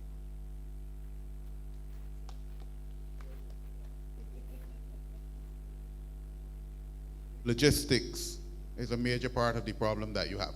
My question would be, when you take your son or daughter to an activity in Bridgetown or in the urban corridor, who is creating and supporting and coming up with these activities? Is it a company? Is it a club? And I ask you for a specific reason. The majority of it is private clubs, whether it's football, Pro Shutters, United Stars, whatever. But in St. Lucie, you have, I don't know what become of Youth Milan, still there. Checker Hall United, I don't know if there's cricket at Lord's, because I've never looked into these things, but what I'm saying is, or a program at North Stars. But once again, if the private sector is not on board with these things, because transportation needs to be provided. Because my child to get from St. Lucie Primary to Lord's means it has to walk out and get in a van or the bus. Unless it wait for the school bus, which you don't know what time it's coming. So you may very well get to the activity late. But Roy, what I'm hearing is an opportunity for a St. Lucie entrepreneur to create a preschool, before school, and after school enrichment program where the mothers and fathers in Lucie can enroll their children part of it, have a dedicated bus to pick up the kids from the parish, build a program that becomes exciting. So the entrepreneurs of the parish should have their thinking caps on, because you're the second or third person who will complain about the same thing. So clearly there's market. And the stimulation of club activity. Yeah. Well, in order to have club activity, we need transportation. That's the first thing. You'll have to figure out the logistics behind the business, like all of the businesses. Yeah. Okay. That's it? That's it. Thank you very much.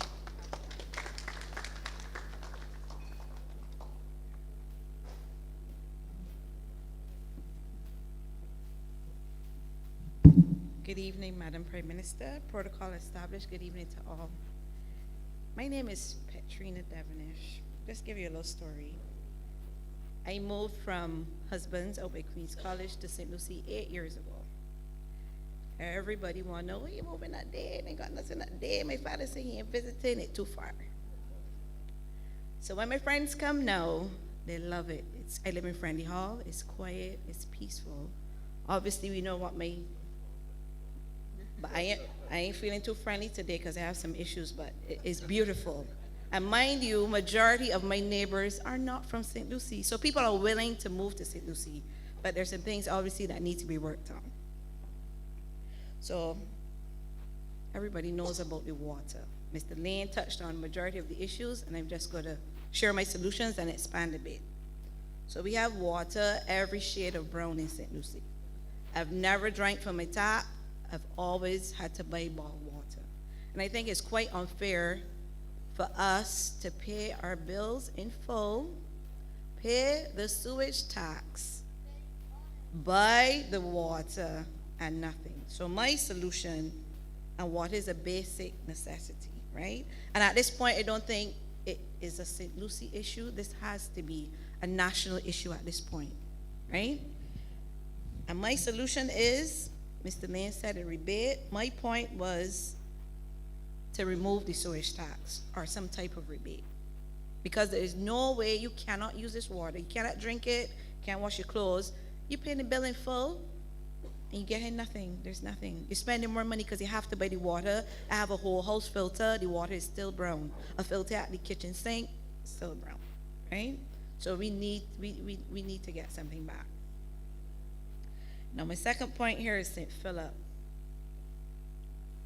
On Friday, I went to 6 Roads, and there ain't nothing you can't find in 6 Roads. They ain't gonna leave up there to the town to do nothing. Like me, when I come home, I have to stop in either Warren's or Whole Town, bring in my food, my groceries, because you can't get nothing out here. There's nothing. At this point, and like I said before, people are willing to move, but we don't have what it takes to bring them and to keep them. We need an area designated to be developed, where we have a shopping center, we have places to eat. We don't even have to go to Spikestown. We could be like Corverly, a medical center, but we need these things. And if we want to repopulate this parish, those are things that we need to do. You know, sometimes St. Lucie seems like the outside child that nobody don't like. People live here, people from all walks of life, educated. We are not, pardon? But it's a beautiful parish. My neighbors, I come home and find my Christmas tree up. If I don't cook, I'm single, I live alone. My neighbor will cook for me. When I come home late, he calls to say, elderly neighbor, you want something to eat? I got some soup here and heat it up for you. Those are the types of neighbors that I have, right? My neighbor there cooks for me. She has a child, so she has to cook. I don't have to. She cooks for me. So people are willing to come, but we need to do some stuff, right? And St. Lucie seems to be quite attractive for businesses. We have a lot of businesses. We have Arawak, we have the BLNP Voltaic plant. Mount Gay, I was very happy to hear the CEO of Mount Gay talk about all the things that they have been doing and are willing to do. But if we're going to have businesses coming to St. Lucie, there should be a mandate for businesses to contribute to this parish, because it's something that's needed. Everybody stood up and talked about things that they need, and I think that these businesses can contribute to the island, to the parish, sorry. So my last point, and it's really, my road at Friendly Hall, St. Lucie, needs to be fixed. I said this last year, the Prime Minister didn't come and drive on the road. It got worse, and it needs to be fixed. There are 2 developments and a home for the elderly. There's one way in and one way out. When I get out of my gap, I could avoid any road on this island. I cannot avoid the road that I'm driving on, because it's the only way in and out. It's horrible. And I have a video in St. All the maneuvering they have to do. And it's probably as long as in here or less. So I'm trying to figure out when. I ain't got no solution for this, but I want y'all to give me one. Thank you.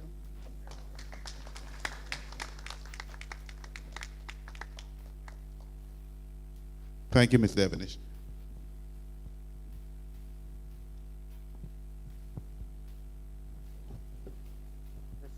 Yes. Pleasant good night to all. I would want to start, because when we started, we didn't start with prayer. And my name is Stephen Strickland, sorry. And therefore, the Bible says, except the Lord build a house, they labor in vain that build it. Let's bow our heads. Heavenly Father, we want to give you thanks for tonight, for this gathering and the purpose of this gathering. Pray, Holy Father, that you would grant us wisdom and an understanding heart, and that when we have concluded this gathering, may those who have come would work together, not only for the development of the parish of St. Lucie, but this island Barbados. In Jesus' name, amen. That was not deliberate. That was not to be ridiculous, because I'm a pastor.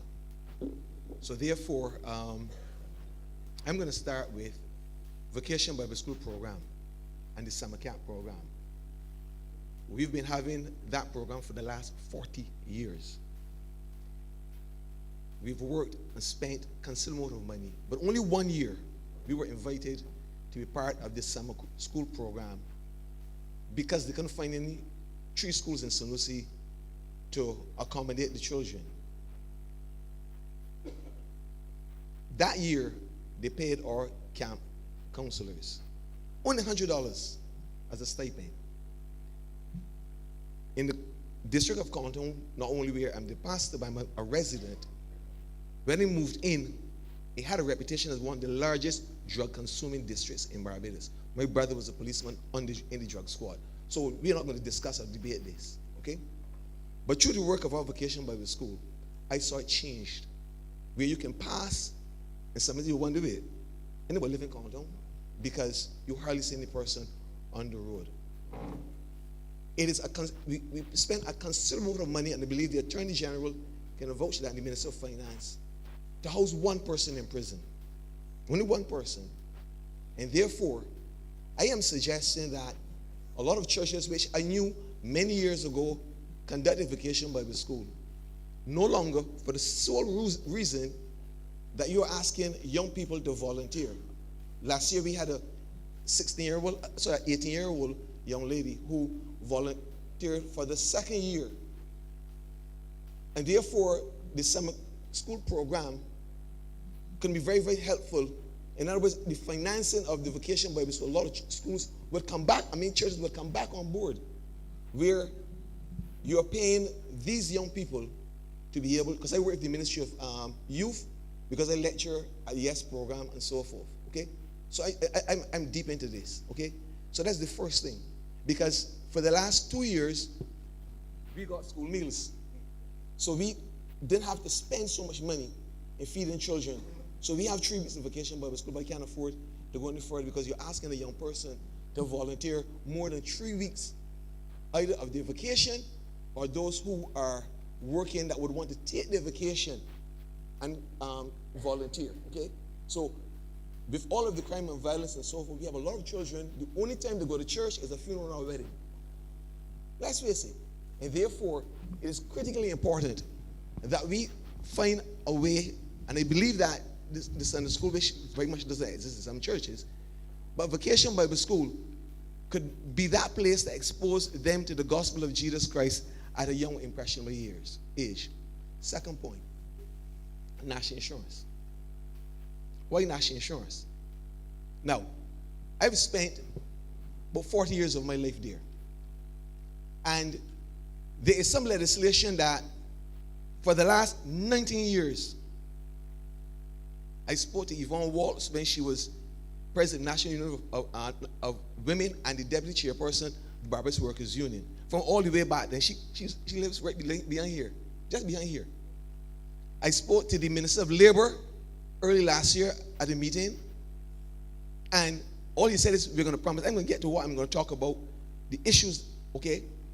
Last year early, I sat at a desk with the Minister of Labor, Mr. Daryll Jordan, and he said, we are working on that. There are 2 issues that need to be changed and changed like yesterday. And I think we have more women here than men. The first deals with maternity grant, where a woman has to indicate that she's living with this man, not having sex with him, you know. They're cohabitating, and therefore they lie just to get the maternity grant, which the father has paid his contributions. But a lot of long talk, and I get from people. So that legislation needs to be changed. The second one, there was a change in respect of the credits.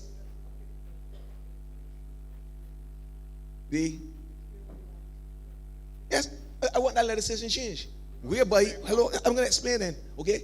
Whereby there should be no requirement for a man and a woman to be living together or to be married, for the simple reason, if the man's name is on the birth certificate, it's the highest document in the land, he says he's his father, he signed. The maternity grant form, he signed, and I saw that form used in a court of law where the father died, and because he signed that form was used whereby the mother of the child was able to obtain property, which was his, because there are no illegitimate children. So they came in another forum because I spoke in 2022 at a town hall meeting at Alexandria on national insurance. I gave suggestions whereby the chairman, deputy chairman, the CEO, and the actuary were there. To this day, all the suggestions that I made to get self-employed people in Barbados to pay contributions have hardly ever been addressed. Further than that, the legislation changed in January of 2024. I'm putting all these now because the press is here and everybody's here, whereby self-employed people are being required to pay $1,200 a year in contributions, which equates to $135 a week in earnings. But as an employed person, you pay contributions on $21 a week. So while the self-employed person pays on 135, other persons can pay on 21, and because when the self-employed person applies for the non-contributory pension now, by virtue of the fact that they did not pay because they can't afford to pay $100 a month in contributions, they are denied the non-contributory pension. So we have hundreds of people in Barbados, thousands of persons who are over the age of 67 who are not getting the pension. So the solution is to revisit that legislation. That's the solution, to revisit the legislation, because I have the Prime Minister here, I have the Attorney General, and all the ministers. Address it, because I will be addressing it further on another occasion. Okay? I'm going to move on. So that is there's the other one in respect of the credits. They changed the legislation in 2006, whereby sickness, unemployment, and those others can qualify using credits. It's going to take long to explain that. Sufficient that the one from maternity was not changed. During COVID, there were a lot of women that were home, having not much to do, were getting unemployment, got pregnant. When they claimed the maternity benefit, they couldn't get maternity benefit because it had all credits in there. If it was a sickness claim now, they would have had the sickness claim, and therefore the maternity. So I have always been available, and those who know, I've done more lectures at National Insurance about National Insurance than most of the staff, even though I'm now retired. So I'm just saying to you that legislation needs to be changed so that women, when they apply and they were sick from the time they conceive, and when they get to maternity now, they can't get maternity because they were sick. And that legislation needs to be changed. Next point, the pasture condom. I do not know why, with us going green, why the playing fields in Barbados are not powered by solar. I can't understand that. In 2024, the lights at Contown could have been used about 20 times. There were 365 days in the year. I don't think they were used more than 20 times. And the 20 times they were used were because Youth Milan or whoever was practicing on that playing field because the one at Chugger Hall was out of use. I live right next to the pasture. Okay, so I see whenever they come on. When they come on, somebody to jump me. I want to happen outside. So that's one. Two, cleaning of the playing field. Not the playing field itself, sorry, the curb of the playing field. I have to beg in the National Sports Council. My suggestion is that you provide us with a lawnmower, a weed whacker. I will continue cleaning it as I've cleaned it for the last 38 years. I've been cleaning it. They're nodding because they know exactly what I have been doing for all those years. So provide me, because the club, I don't know if that is function, but provide me with the thing, because as I said, we have worked in Countdown to clean up a lot of the mess in respect of drugs and whatever else because of our program. Okay, so that is one of the areas and thing. Now, in relation to the schools, we have a lot of retired teachers. We have a lot of individuals who are good resource persons that we need to encourage to partner with the schools without all the red tape. And give me two incidents. Where at National Insurance was close to the garrison. And this is where Matthew Farley was the principal. I volunteered to go over and give half an hour once a week. There was so much red tape and long talk that was given to me. I said, no, something, is this really worth it? And therefore, I said, look, can't be bothered. This school, Daryll Jordan, I remember some years ago, there was a teacher, her sister was injured at the Salvation Army, and the pupil's mother died in Cuba that same morning. The guidance counselor called me and asked me, can you come over and pray? I said, certain. Half an hour afterwards, I got a call. The deputy principal said that's not a good idea. Hello? I mean, we're talking about the red tape and the frustration that, so when the ministers and whoever's get them in talk, you know what I'm saying? Sometimes I say another cuckoo clock, cuckoo and back in, cuckoo and back in. You know what I'm saying? And then I'm turned off because I'm saying to you that there are those of us who are willing to volunteer. We are willing to volunteer. I was a scout leader at Ignatius Bay for many years. I've been on the PAC, about the PAC since 2009. I mean, it's not I have not been around St. Lucie. I know St. Lucie. Although, Mr. Hill, honest truth, where that place is in St. Lucie you were talking about? Excuse me, Mr. Hill, where that place is located?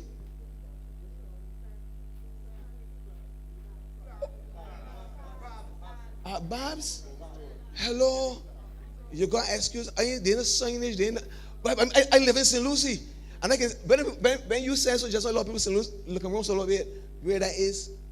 Just like he said, they don't know where Ignatius Bay is.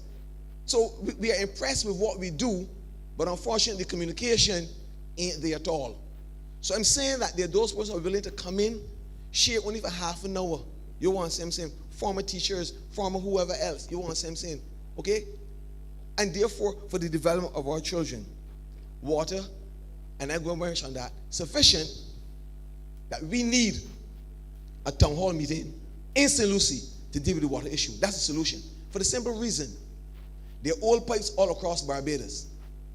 They flush the pipes in St. Lucie, and we're still having the problem. It is the well, in our opinion, it's the well. We want to have a discussion with the Barbados Water Authority here in St. Lucie, at this location preferably, so that we can sit down, ask questions, and get the relevant answers. So we want Mr. Eiffel to come. A resident of St. Lucie, come, Mr. Eiffel. Excuse me. Bring your team that we can have a solution for St. Lucie. Because the reasons being given do not add up for me. So that's the thing, okay? And last of all, I heard Kadeem say that he has the contract for St. Lucie to clean it. For the bush, same difference for me. Okay, now, there's a road from the police station to the Hope Bridge. Started at the same time as the road from police station to Archers Bay. The whole road was scraped and resurfaced. They took 6 months to patch the road from the police station to the Hope Bridge. I live right a couple of yards away in Compton. Now, the worst part of that road is right under the hill, coming up to the chicken farms. It was never done. A road was built from the junction of Compton to the animal flockade. 7 wells were dug, and a brand new road was built. Thank God for the owner of the animal flockade, because he's the only person who threw it to some extent. But that piece of road at the bottom of the hill was destroyed further. I mean, it was mashed up with the trucks from infra taking mile to and fro. A tourist blew a tire in that hole last week. I blew 2 tires in that road also. Yesterday I saw a vehicle. I tried to have my camera out. The car was across the road like this. Because when he got one place, he couldn't find where to put the vehicles, and he turned it to the other side of the road. This is no joke. I am serious about this. Because I have to pass that road only 4 times a day. There are volumes of ZRs, transport buses, new brand ones that are being destroyed because of that piece of road. It is awful. All right, I was going to go on social media. Mr. Strickland, just hold for 1 second. Okay, yes. We appreciate. I bring a solution. Let me finish, please. We appreciate the story that leads to the solution, but we want you to get to the solution. Okay. All right. We don't even halfway through with the persons who are here. I'm going to start right now. Okay. Meet with the residents. Okay. Good night. Thank you. Thank you.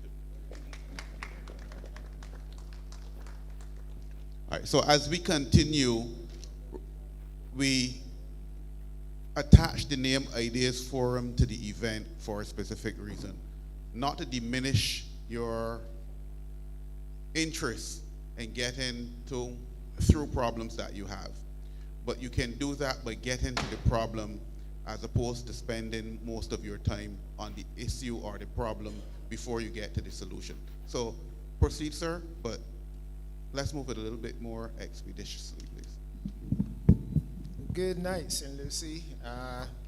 Welcome, Madam Prime Minister and your cabinet and members of Parliament. Now, I think the water issue in Barbados. Sir? Broom. Sorry, my name is Len Broom. Sorry. Good night, Mr. Brooms. I think the water issue in Barbados is going on for too long, right? We had several meetings. The last one I remember was in St. Lucie Parish Church, and I gave some solutions. Straight up front. I said we need some boreholes. I don't know if you guys know what boreholes are, but similar to wells. I work at a 500-room hotel in Nigeria, Lagos, and we had 2 boreholes. One run for 6 months and you interchange.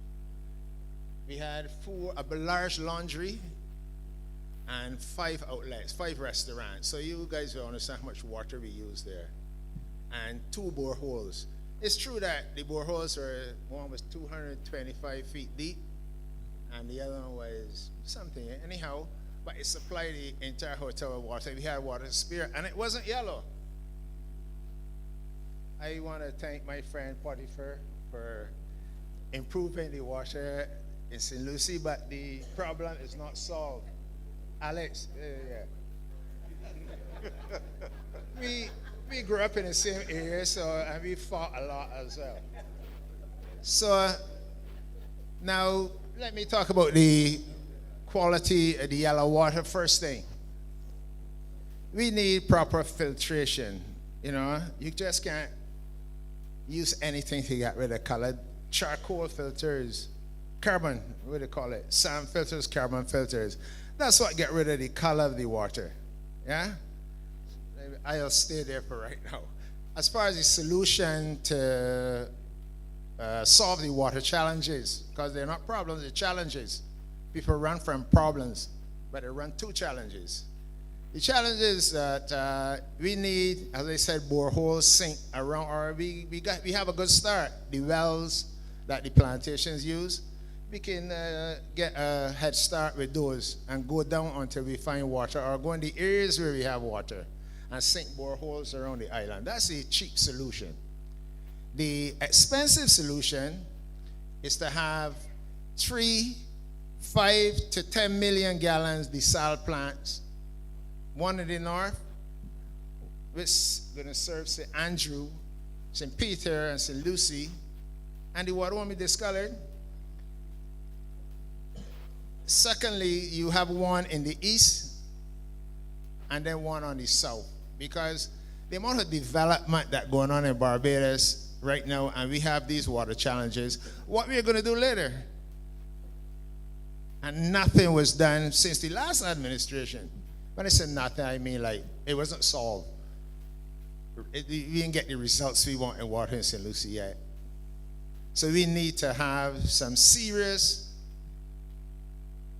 attention paid to water. It's a commodity that, if the World Health Organization had to come and check the water quality in St. Lucie, they would have shut the plant down.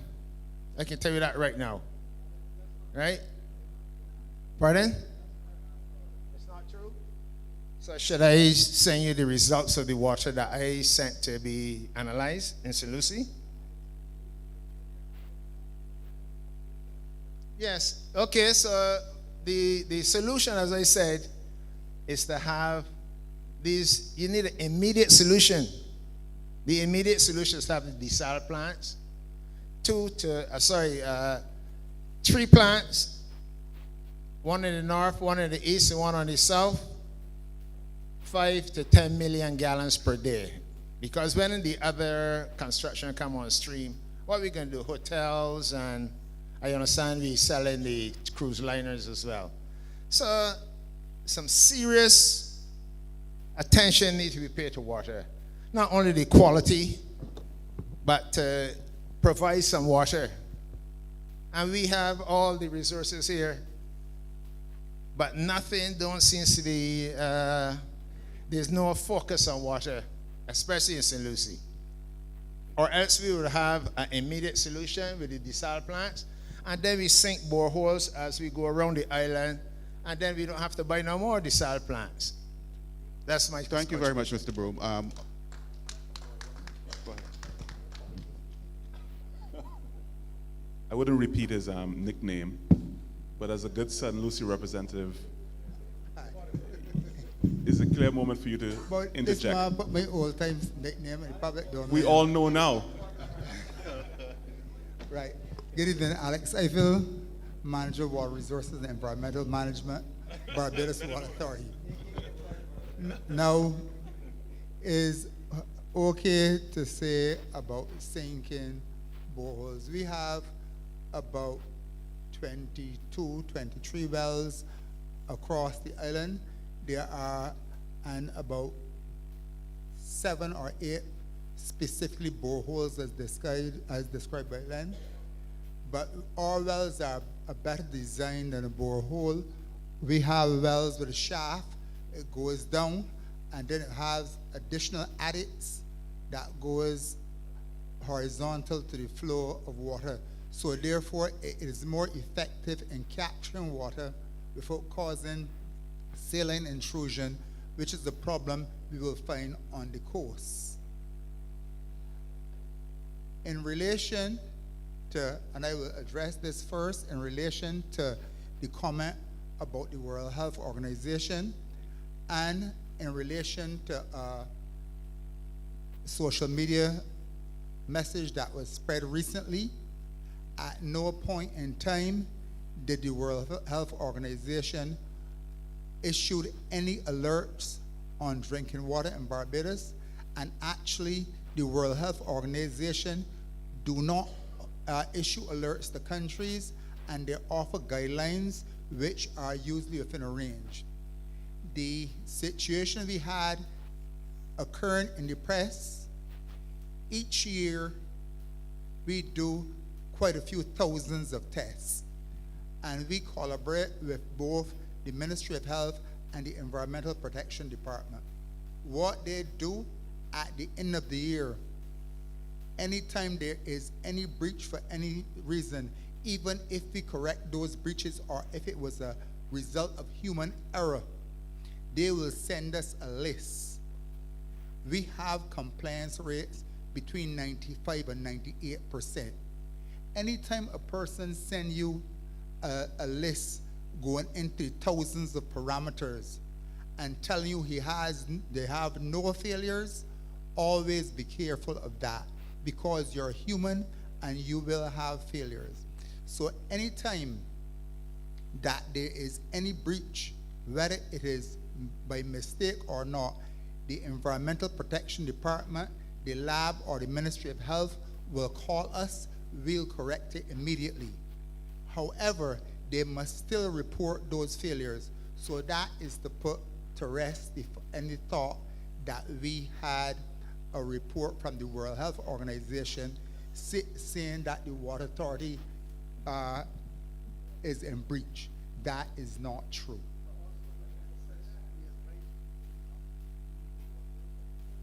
Right. And when we had a boil water alert in St. Lucie, the public were advised to boil the water and in the case I have a boil water alert. I am not saying that you said or that you posted in social media. You might not even be aware of it, but recently, which we put out a statement this week, yesterday, to clear up that issue, because that was an issue going out in the public domain.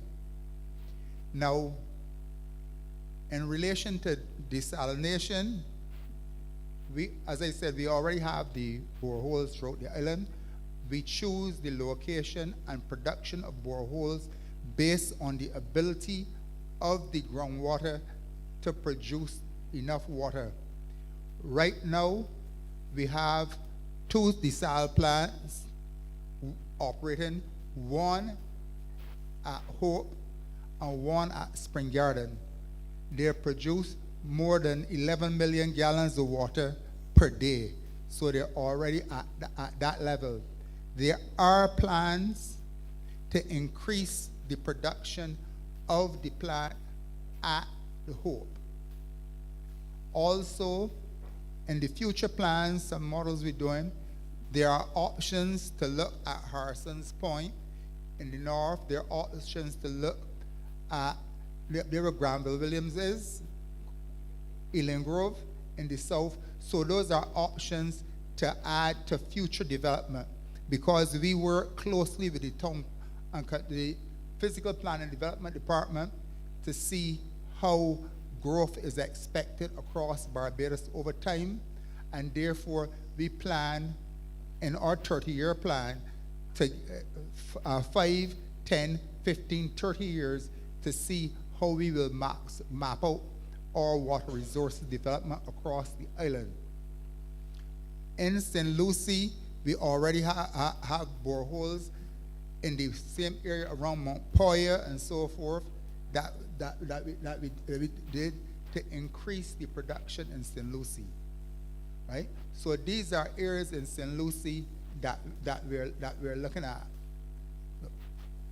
So, and I would like to say, if you look on one of those plaques, you will see my name up there. Real name. My real name. And I was at this school when the role was much bigger. And when I hear the numbers now, it's frightening. But one of the reasons that I will use this opportunity now, one of the reasons why it's so is because of stigma. People place stigma. They don't know that Auntie Blackman went here, Tyrone Boyce. I can call a whole panoply of names that rose to levels in Barbados that went here. But we, the school ourselves, do not tell our story of success enough that the people of St. Lucie and the people of Barbados will enjoy in our successes. Thank you, Alex. All right, we have Shernell Clark coming now, but behind her there are 9 others, and we are already approaching 9:30, which means that we are not even at the halfway point. So if we are not to cut off some of the persons who are on the list, we'd like to proceed with a little bit of dispatch and stick to the solution as opposed to enunciating the problem. Good evening, everyone. Madam Prime Minister, Cabinet, and members of Parliament. To follow on from what Alex just said, that was actually one of my solutions that I have listed here, and that is to promote the Daryll Jordan Secondary School, because parents are not choosing it at the BSSE level because of the stigma that is attached. There are persons telling people not to put down St. Lucie School. They still call it that. But there are many great programs that are here at this school, and those programs need to be highlighted. So I would say that a real big effort to promote this school needs to be put on. And the mere fact that this school is a school of choice for those wanting to complete their secondary education at the CSET level, you have so many persons from schools all over the island breaking down these doors at CSE results time because they want to come here to finish. So we can look at having this school maybe as a finishing school primarily, because there are a lot of secondary schools who are not accepting children back in returning fifth, and so they have to find an alternative if they don't want to pay per CXC and for lessons to do those. I am also mentioning, yes, the before and after school care program, but I would suggest that it be funded by government or by the said private sector business that are in the parish, because there have been before and after school care programs. Parents are responsible for paying, and if the parents don't pay, keep up in paying, then the program perishes. So that would need to be a consistent effort, maybe between government and the private sector, to have that. And if you're looking at amalgamating these schools, you have to sort out the transportation issues so people can get to the other schools easily. Because if I live in Clinkett and Half Moon Fort is closed, then they have to catch the bus to go somewhere else, then the transportation issues will have to be worked out. Special needs program. The special needs programs need serious work in not only, well, both primary and secondary school levels, because it is like when I was here teaching for those 5 years, not that, well, I've been an educator for 20-something years, yes. But when I was here in the school teaching and seeing that children are just placed here, but the resources are lacking. You can't just put the children in this school, expect them to sink or swim, and then we complain about the output at the end of the 5 years or what's not. So the resources need to be, even if it's human resources, technological resources, whatever, those things need to be seriously looked at and ramped up at the school. It could be one of those special needs schools as well, but I mean, even from the primary level, there needs to be another one in the St. Lucie, yes. In the parish, you know that there's one arm at All Saints, but we need one here in St. Lucie as well. So that could, well, yeah. And if you look at it, even with some of the children who go here, and we know that they really should not be here, because you don't have the human resources fit enough to deal with their issues. But then the alternative is to pay for a special needs school at the secondary level, and some parents don't have that money. So there needs to be more resources put in. And finally, not education related, but the traffic from St. Lucie going, I know we spoke about the one going to the traffic lights at Westmoreland, but I'm talking about the ones going to Spicetown. I don't know whose bright idea it was to put the traffic, the one-way solution, the one-way rule going south. It makes no sense, because when all of us have to go down to the traffic lights, everybody is bottlenecked there at the traffic lights. So sometimes you have a whole long line of traffic back down to Port St. Charles because the lights, everybody has to go towards the lights. If I come down from Church Street, or whatever it's called, and I go down through by Eddie's, instead of turning left to go to Jordan's, I have to turn right back and come out of Spikestone and go back down into space. So it makes no sense. It would be better served if the one-way rule was the other direction, because then you would know that you have various avenues by which to access Spikestone coming from the north. As it stands, there's only one access to Spikestone coming from the north. So that needs to be relooked and maybe changed. Thank you.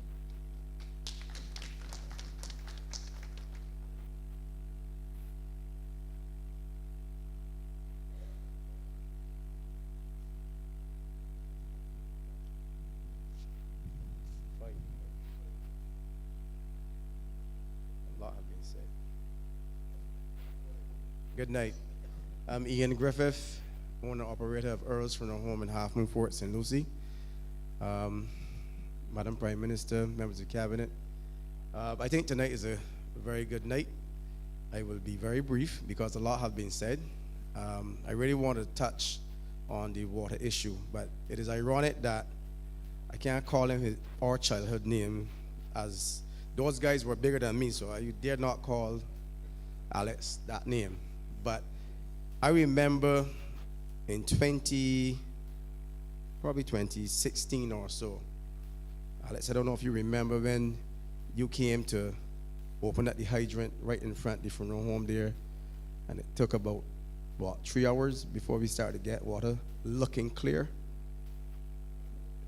That's hydrants. But all I'm saying is the time frame that we are looking at, and I'm now hearing tonight, and Mr. Broom mentioned about the wells. There are wells.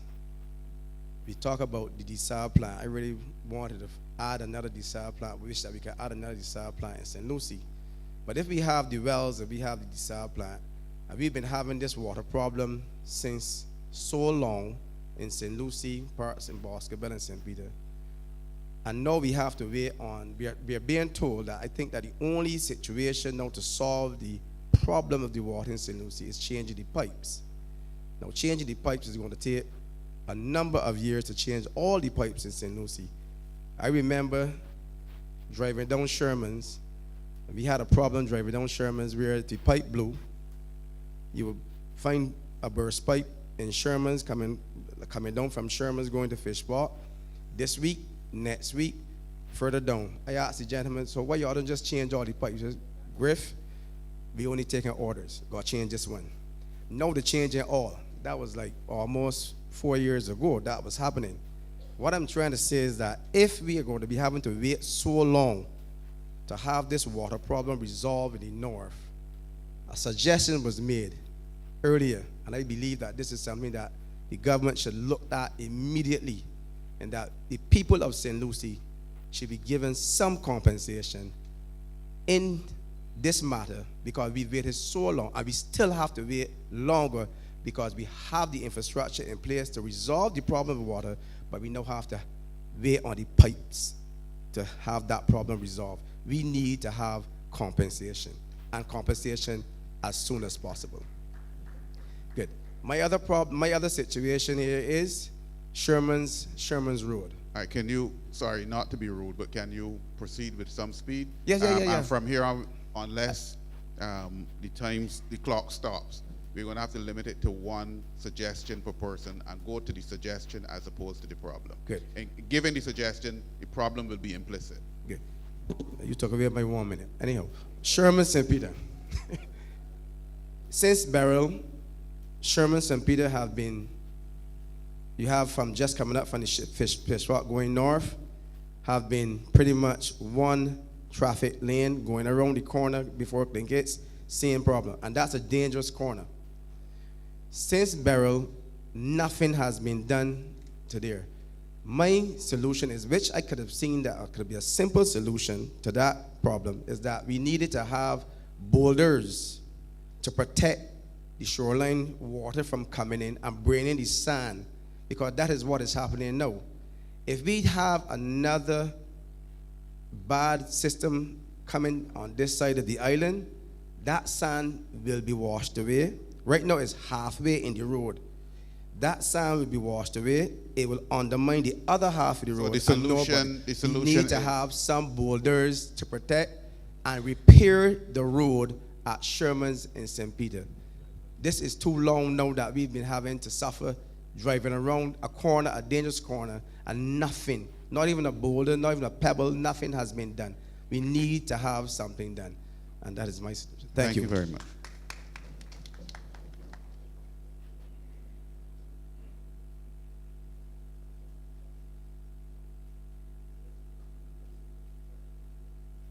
Inga King.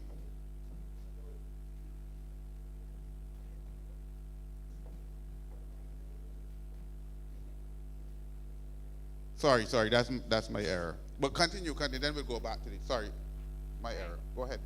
Good evening. I have two ideas.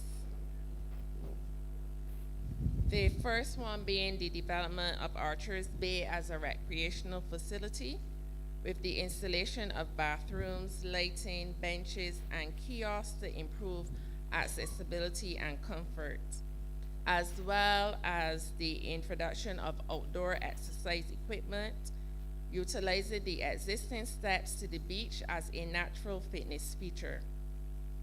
The installation or enhanced security, currently there is no security, so security and visibility will be added by having proper lighting, as the area is currently isolated and poorly lit. And secondly would be the development of Harson's Point Lighthouse as a tourist attraction. The lighthouse, as we all know, is located in a very serene and picturesque setting, meaning it is ideal for tourism and recreation. So with the implementation of the appropriate security precautions to facilitate public access, as well as the addition of bathrooms, kiosks, and lighting, and seating to enhance the visitor experience, this would be an ideal location. So I am also suggesting that there be an expansion of lighthouse tourism throughout Barbados. My understanding is that the lighthouses are owned by the government or the Port Authority, and these can be developed as tourist attractions with the necessary infrastructure. So this initiative can boost tourism, create jobs, and drive economic growth in St. Lucie and other areas. By implementing these developments, St. Lucie can benefit from increased tourism, improved recreational spaces, and economic opportunities for residents. Thank you very much, Ms. King. The improved facilities, bathroom facilities are coming to Archer's Bay. So at least that's one part of your thing that you can look forward to Is very that quickly. a promise? Yes. Okay, thank you. Mr. Pompey. Good night to your head table. Good night. You're number 16. Madam Prime Minister. My name is Tony Pompey, a resident of Chapel Hall, St. Lucie.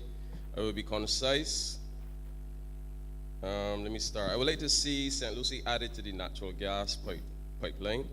My idea is that in preparation for the pipeline, that we clear the size of the road and allow for any future development to use the size of the road for any pipelines or utilities, so as to avoid digging up the road and causing any delays or anything like that. Is it possible to raise the scholarship age to 45 from 40, seeing that the age of pension was changed from 65 to 67 in 2018, and it's planned to be moved to 68 by 2034. We spoke earlier about the young men, and there are persons who develop later on in life, and if we were able to move the scholarship age, that would allow persons to at least access any type of further studies or anything to develop themselves. Improve the road maintenance plan in St. Lucie. My idea is to have greater communication with the residents, especially when road works must be done, and the Chancellor Depot must play an integral part in this, especially in facilitating and collaborating on certain things where that is concerned. Another idea is to utilize the Give Back programs at tertiary institutions to assist in needed education programs, specifically literacy, reading. Reading is big, and it's documented that we're working hard in Barbados to improve the literacy. We are at the stage where the education reform is including special needs in the natural classroom setting. And if we were able to utilize the Give Back programs at the tertiary institutions and let the Give Back hours be starting in the primary school, that would assist a lot with the class teachers and the reading specialists. Transportation in St. Lucie, we could utilize the TAP program to supplement under-provided routes as it relates to entrepreneurs. It was mentioned that entrepreneurs should step up and start business per se, or ideas to solve a lot of these problems. But we need a private-public partnership framework that would facilitate this type of partnership, collaboration, and this is the way to go. And we spoke about a lot of other things. We spoke about babies. Job security is going to be important. Civil servants going to wait long for appointments. I think last time they said after 3 years you will be appointed, but don't quote me. I think job security within the government sector, we can start there. That's my idea. And those who deserve or qualify, I think that they should get their due instead of waiting many years. That's me. Thank you very much. Carl St. John. And remember, state the solution. And notice I'm in the singular now because of time. State the solution. Hi, my name is Carl St. John. Welcome, Prime Minister and Mr. Phillips and all the rest of the ministers. My suggestion is that the road in front of my house needs to be widened. Where is that? At Half Moon 4 in St. Lucie. It is an extremely dangerous corner, and I have spoken to Peter Phillips about it for about 8 years now. And there's an accident there almost every month, and somebody is going to die in that corner, and it's a very simple solution to widen it on the other side. Okay. Next point. One. No, I got another point. Well, this one's be a very brief one. Harson's Point medical facility needs to be utilized as a sports facility for people to come there to learn sports medicine, physiotherapy, to train as athletes or sports people, and to accommodate teams coming in to do training. The facility is not really being used at the moment, and it needs to be done in conjunction with the development of Maycox, which is one of the most beautiful beaches in St. Lucie, which has no access, which it needs access, and it would lend itself beautifully to being a park. I've taken Dennis Gummer. I asked Dennis Gummer to take me to go with me to Maycox. Why you? No, Mr. Phillips when he was trying to get into Parliament, but since then he has not mentioned another word to me about it. But I've been on this for about 20 years now. Thank you. Thank you too. Miss Anthony, Natasha Anthony. Okay, moving quickly along. Damian Ford.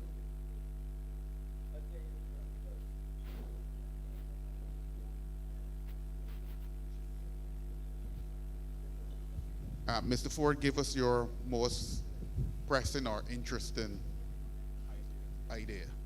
One, please. Well, sorry, just let me state ideas.forum@barbados.gov.bb. So even if you don't get to say all that's on your mind tonight, you can send us something there and we will respond to you and act accordingly. Ideas.forum@barbados.gov.bb, sorry. Good night to everyone. Prime Minister, Madam Prime Minister, senior ministers, and everyone who's here present. I'm going to get to the solution quickly.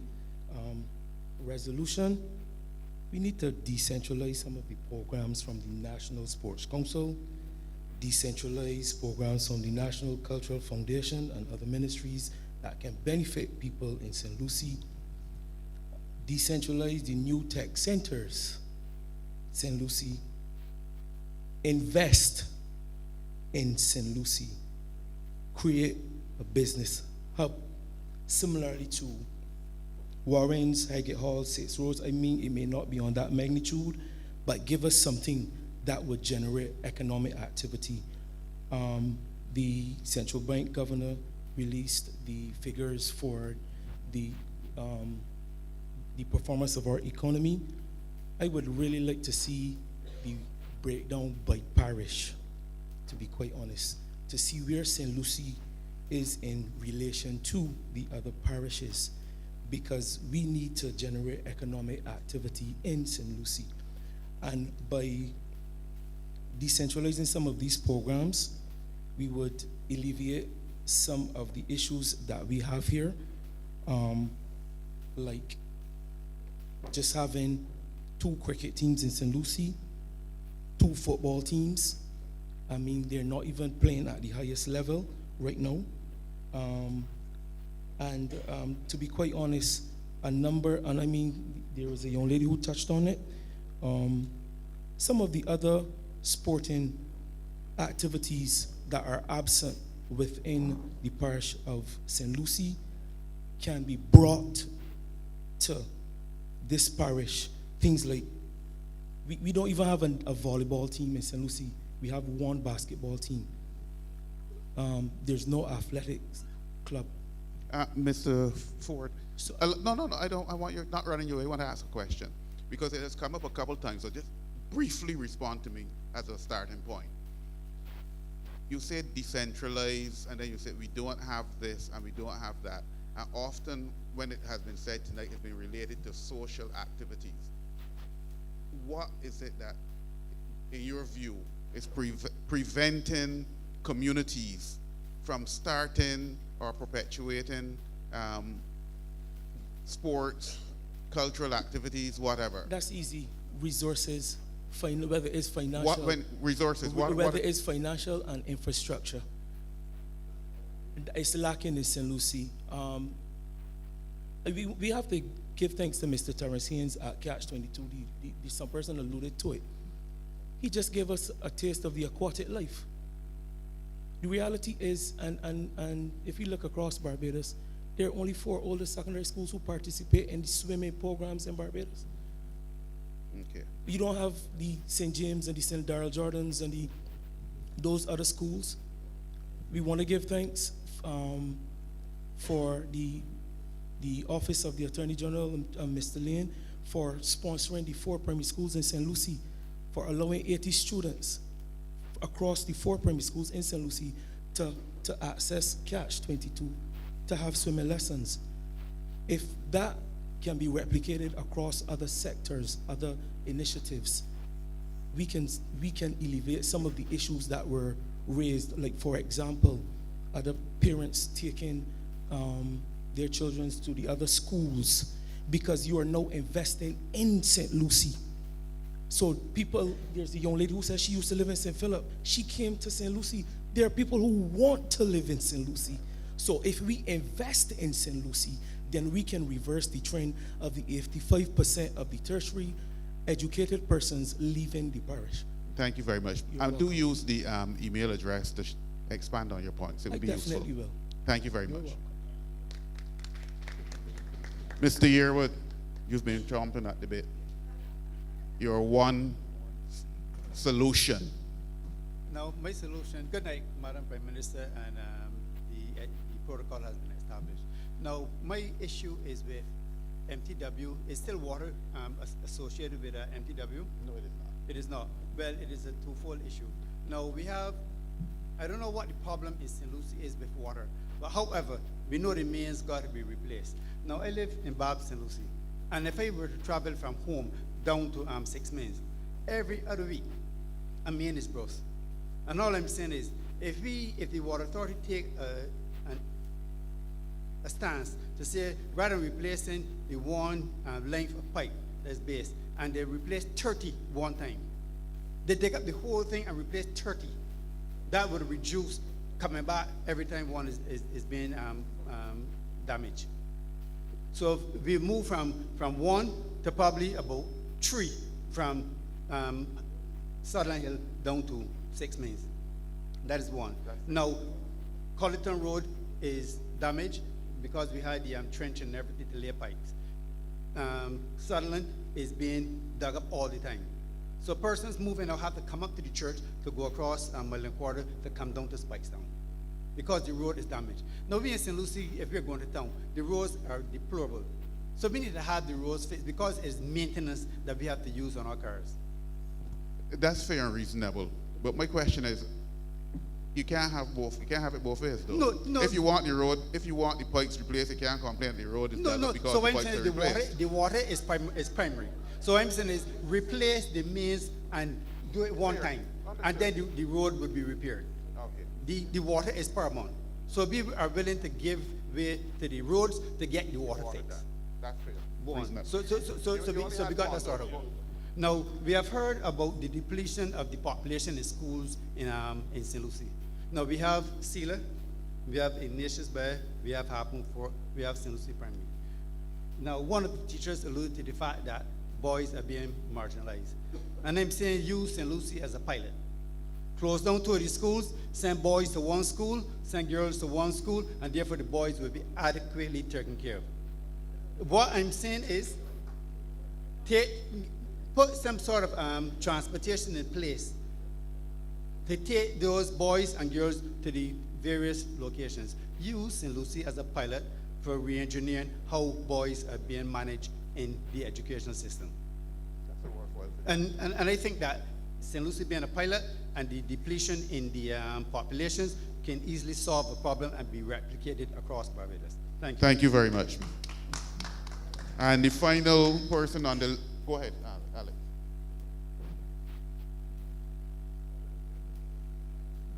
You don't need to introduce yourself a second time. Right. One thing I didn't mention earlier is that, yes, we are presently installing a filtration system at Allendale, and the filters have arrived at Barbados Water Authority today, so that will be in shortly.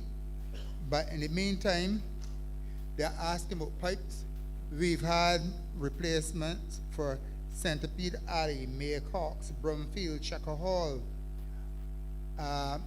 parts of Crab Hill, going to Josie Hill, and these are already on the government portal bonfire for the contractors to make the bids, the request for proposals, things like that.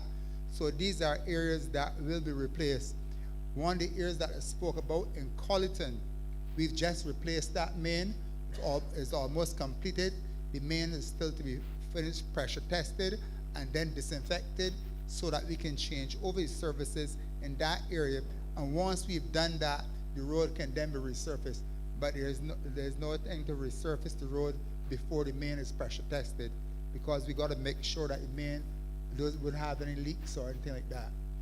But those are issues that are already out there to be completed. Thank you very much, Alex.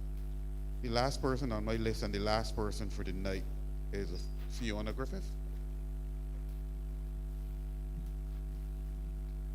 Hi, good night. My name is Fiona Griffith, and I'm here. Unfortunately, we don't have enough time to discuss all of what I want to discuss. It's about children, and I'm touching on the common interest exam. Last year, we had a major issue with children who needed assistance with readers, and there were a lot of them. They were assessed, and if you read their files, they needed the readers. They were denied. And sorry, please. Readers as in glasses, readers as in sorry, people who read. persons who sit and read for the children. A lot of them were denied. So for me, if you are not a strong reader and you're denied a reader, how can you do the exam? How can you succeed in the exam? It means we set up our children to fail. And some of the children who cannot read, who are not strong readers, it doesn't mean they don't know the word. I know of a child who, when you read for him, he can give you every single answer, a student. But when he has to read for himself, it's an issue. So our solution is, I wondered, is it that we don't have enough readers? It cannot be that, because we have UE students, we have BCC students, we have fifth form students that we can allocate in these schools to read for the children. So my thing is, please, this year, do not fail our children who need help reading. Please allocate students from the UE, BCC, and anywhere else that can assist to read for the children so they can get to where they need to get. Solid All right? point. Thank you very much. Excellent point on which to end.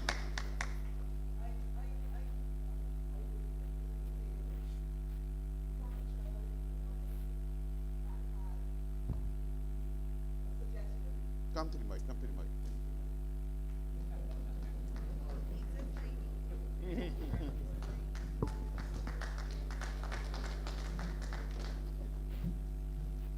No, give him, okay, go ahead. Speak into the microphone. Be bold.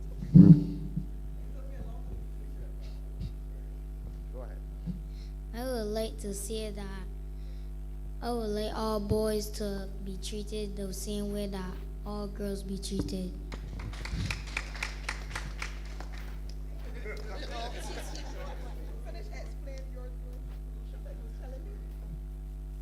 Come, we will take your time to hear you. Go ahead. Tell us what you want to see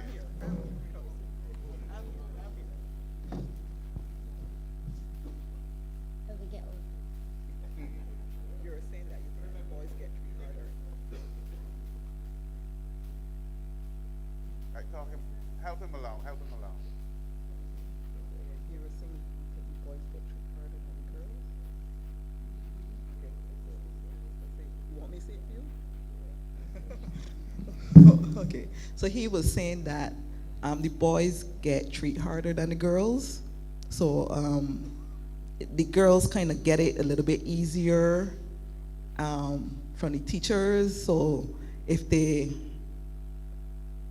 what was it? If they don't understand or even if they misbehave, you know, the teachers kind of like pass it off very easy. And when it comes to the boys, they get treated harder. That's What's it. What's your name? I am Ethan Edwards. Ethan Edwards. Thank you, Ethan.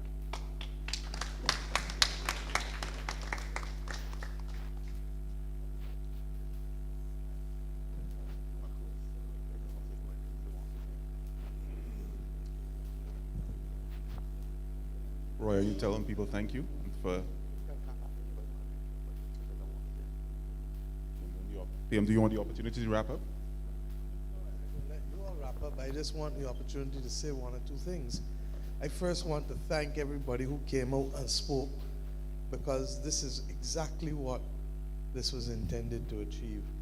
And they are going to be, I've made a very clear list separate from what they will do to compile all of the things. The truth is that in many instances things are being done. Dwight, you may want to just speak to the districts that we are looking at housing in St. Lucie. In fact, the biggest expansion of housing in Barbados will be in St. Lucie, because Dwight will speak and tell you how many acres we have overall and how many are in St. Lucie. Secondly, the recommendations on the bus routes and those things that are initially simple, we can move on those right away. Thirdly, I think the Minister of Education has heard you all very, very clearly. When I was Minister of Education, there used to be 4,000 students, 4,100 students a year doing common entrance. There are now 3,100 doing common entrance. What is worse is that when we did the estimates last week, and I asked for the roll count numbers for infants A and infants B and class 1, it is down to between 2,000 and 2,100. This is what has happened to our population in short order. Neither government that has existed has altered the role of teachers. We haven't sent home any teachers. But what we need now to be doing, and that's what we've been talking about in education reform, is how do we better utilize what we have to be able to give the children a chance. There are still countries in the world where the pupil-teacher ratio is 1 in 30 and 1 in 40. Barbados' pupil-teacher role is lower than 1 in 15, I'm told now today, and set to decline further based on those numbers that I just gave you about the cohorts. So we hear you. I heard your recommendation. It is for discussion. It's not, and the ministry has to be able to look at it. Whether we use some of the schools for more special needs, whether we do and pilot single sex at primary as you have discussed, whether we find incentives and a form of affirmative action for male teachers. We actually have affirmative action at the common entrance for the transfer of boys in this country. So that if we were to go only on the basis of marks, the top schools would probably end up with 80 girls and 40 boys. But because we do and say, no, we want the top 60 boys and we want the top 60 girls, you then end up with boys having at the top probably a slightly lower mark, and because there is an affirmative action intervention, we ensure then that there is equity with respect to the amount of places at the higher levels in the secondary schools. There were other things like roadworks. Carl, we heard you about that. Ian Sherman's have been speaking about it. I know that, I think it was Mr. Pandor and the others who were doing the designs for that. So you should see some movement on that.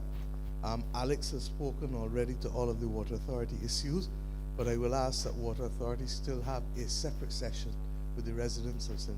Lucie, as you have asked for, to ensure that, and especially once the filtration system goes in, I don't pretend to be an engineer, but it has to be something.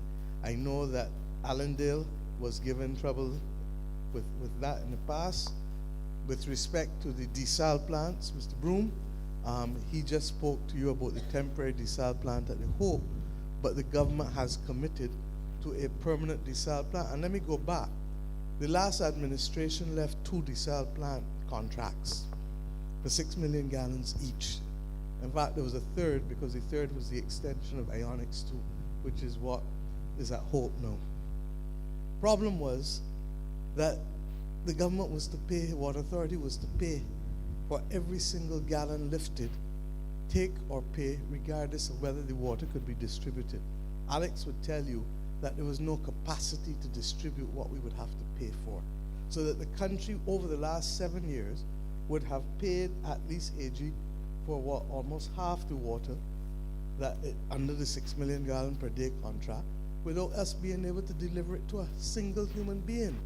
What was also worse is that it would be at $4 and change. I can't remember the exact amount, but we have gone back and renegotiated, and we believe that, in fact, both of them, one now is ready to come out completely, but even before they came out, they were down, as I told Parliament, to 260 something, 270 something, I can't remember off the top of my head, a significantly lower price than would have been paid had we gone ahead with the contract at the time.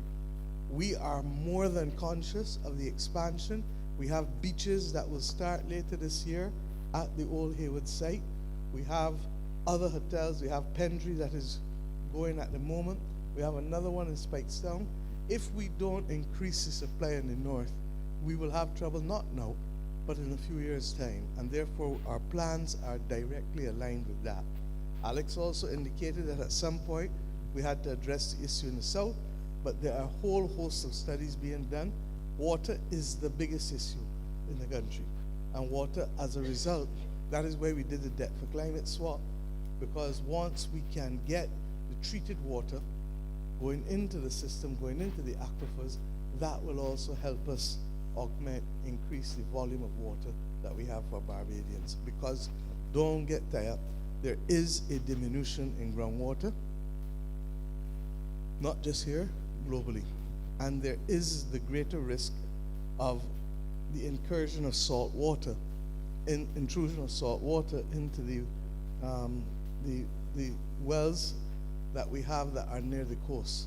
And therefore, these guys have to be watching it very closely, because once that happens, then, and it goes into the well, those are gone forever.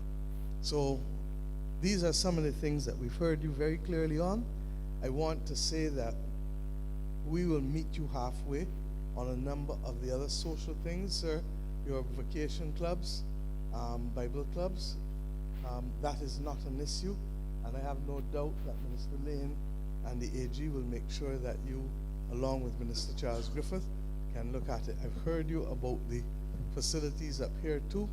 But let me also say that once we do that, those of us here have to lead the way to being able to have the clubs and have the mentorship that will make the difference. Because once you put facilities in place, if you don't have older people guiding and mentoring our younger people, we're going to have problems in this country. And it has to be done across generation, it has to be done across gender, it has to be done across class, it has to be done across race. That there has to be safe spaces where people can come and be mentored and raised, whether it is in reading, Ms. Griffith, whether it is in sports, whether it is in whatever type of cultural activity. And yes, this is probably the best school hall that we have in the country. And therefore, when we have Carrie Festa later this year, I expect that up here will be a hub of activity. Now, I've heard you also, one of the better ideas at the beginning too, was looking at the possibility, it may not be the churchyard itself, because the church has to accommodate funerals and other events, but I think next door to the church, Tammy, you were saying that there is land. Okay, so we can talk that, although there's no issue though, because he's not served for a while. But the point is that the notion of having a hub that will allow for greater centrality in St. Lucie and people being able to come and then move and spread out from there is one that we will carry to the Transport Board or the new Mass Transit Authority when it comes, and see how best we can do that. I've heard you also clearly that if we are going to consolidate schools in any way, you have to ensure that there's transport to the individual schools across the parish, because the natural route, and you only have to look at the bus stop signs, to city, outer city, and therefore anything that gain otherwise laterally in trouble. So I hear you.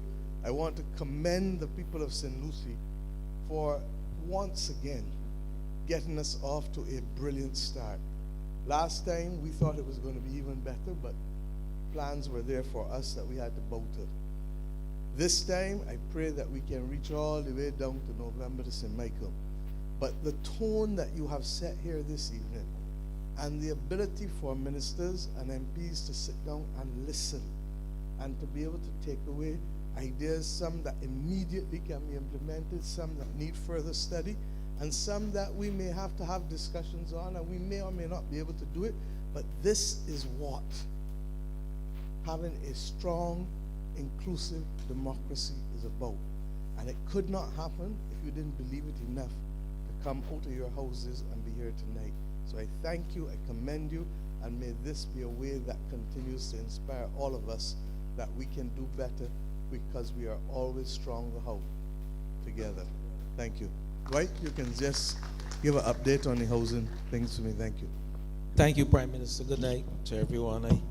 I just want to start by saying I drove from St. George tonight to St. Lucie in 38 minutes. Lovely road.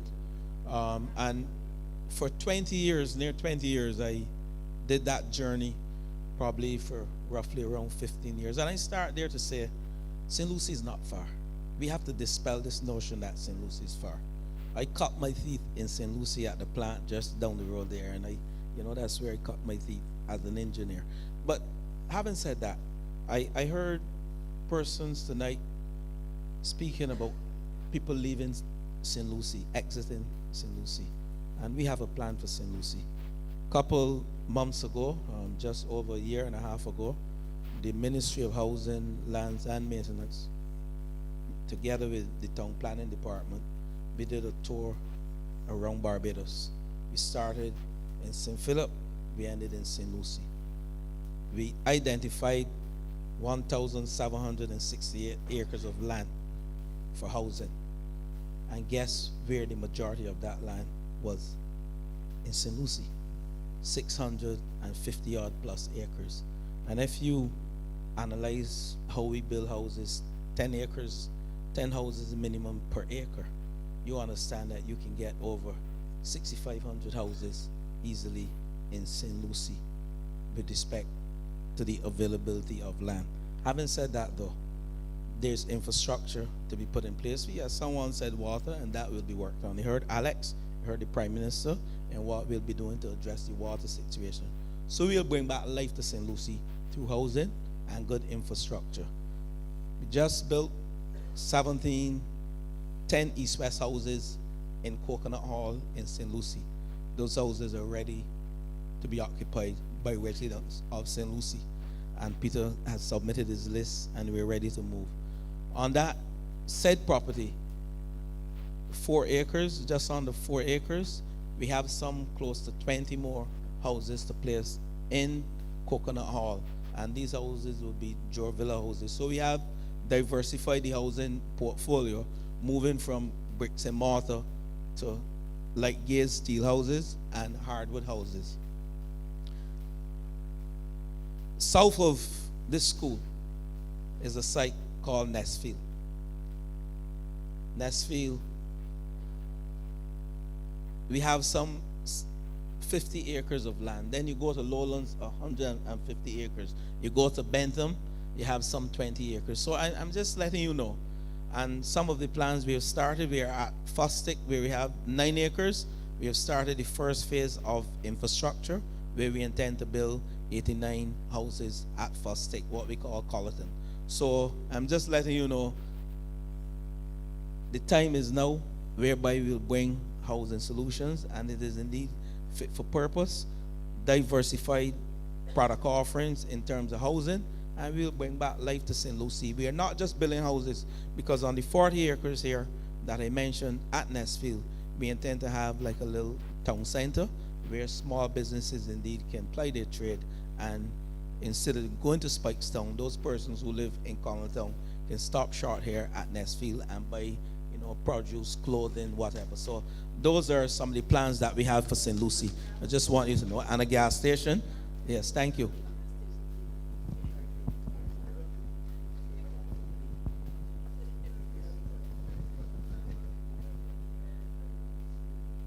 Peter, we couldn't be in your constituency without offering you opportunities tonight to everyone, no? Good night, everyone. Good night to the Prime Minister and the members of Cabinet, my fellow colleagues. It is indeed, I'm indeed happy to be here and to hear the suggestions which you made. Some of those suggestions would have been made some time ago. I would have, some of the suggestions, particularly with respect to transportation, I would have made already, and definitely I will follow up to ensure that those things that you mentioned, those things that you want to see in this constituency, this lovely parish of ours, that they are executed. And I have every confidence in the government, in the leadership of this country, to be able to execute those things which would bring joy to you and to develop St. Lucie even more than it has been. And I've always said at the end of the day, this is the best place to live. That is the reason why I am happy to be the Member of Parliament. I connect with most of you that spoke here tonight. You know, you have been communicating with me over the years. We've worked together even before I was Member of Parliament. The one person though that we have spoken to quite a bit, Mr. Carl St. John.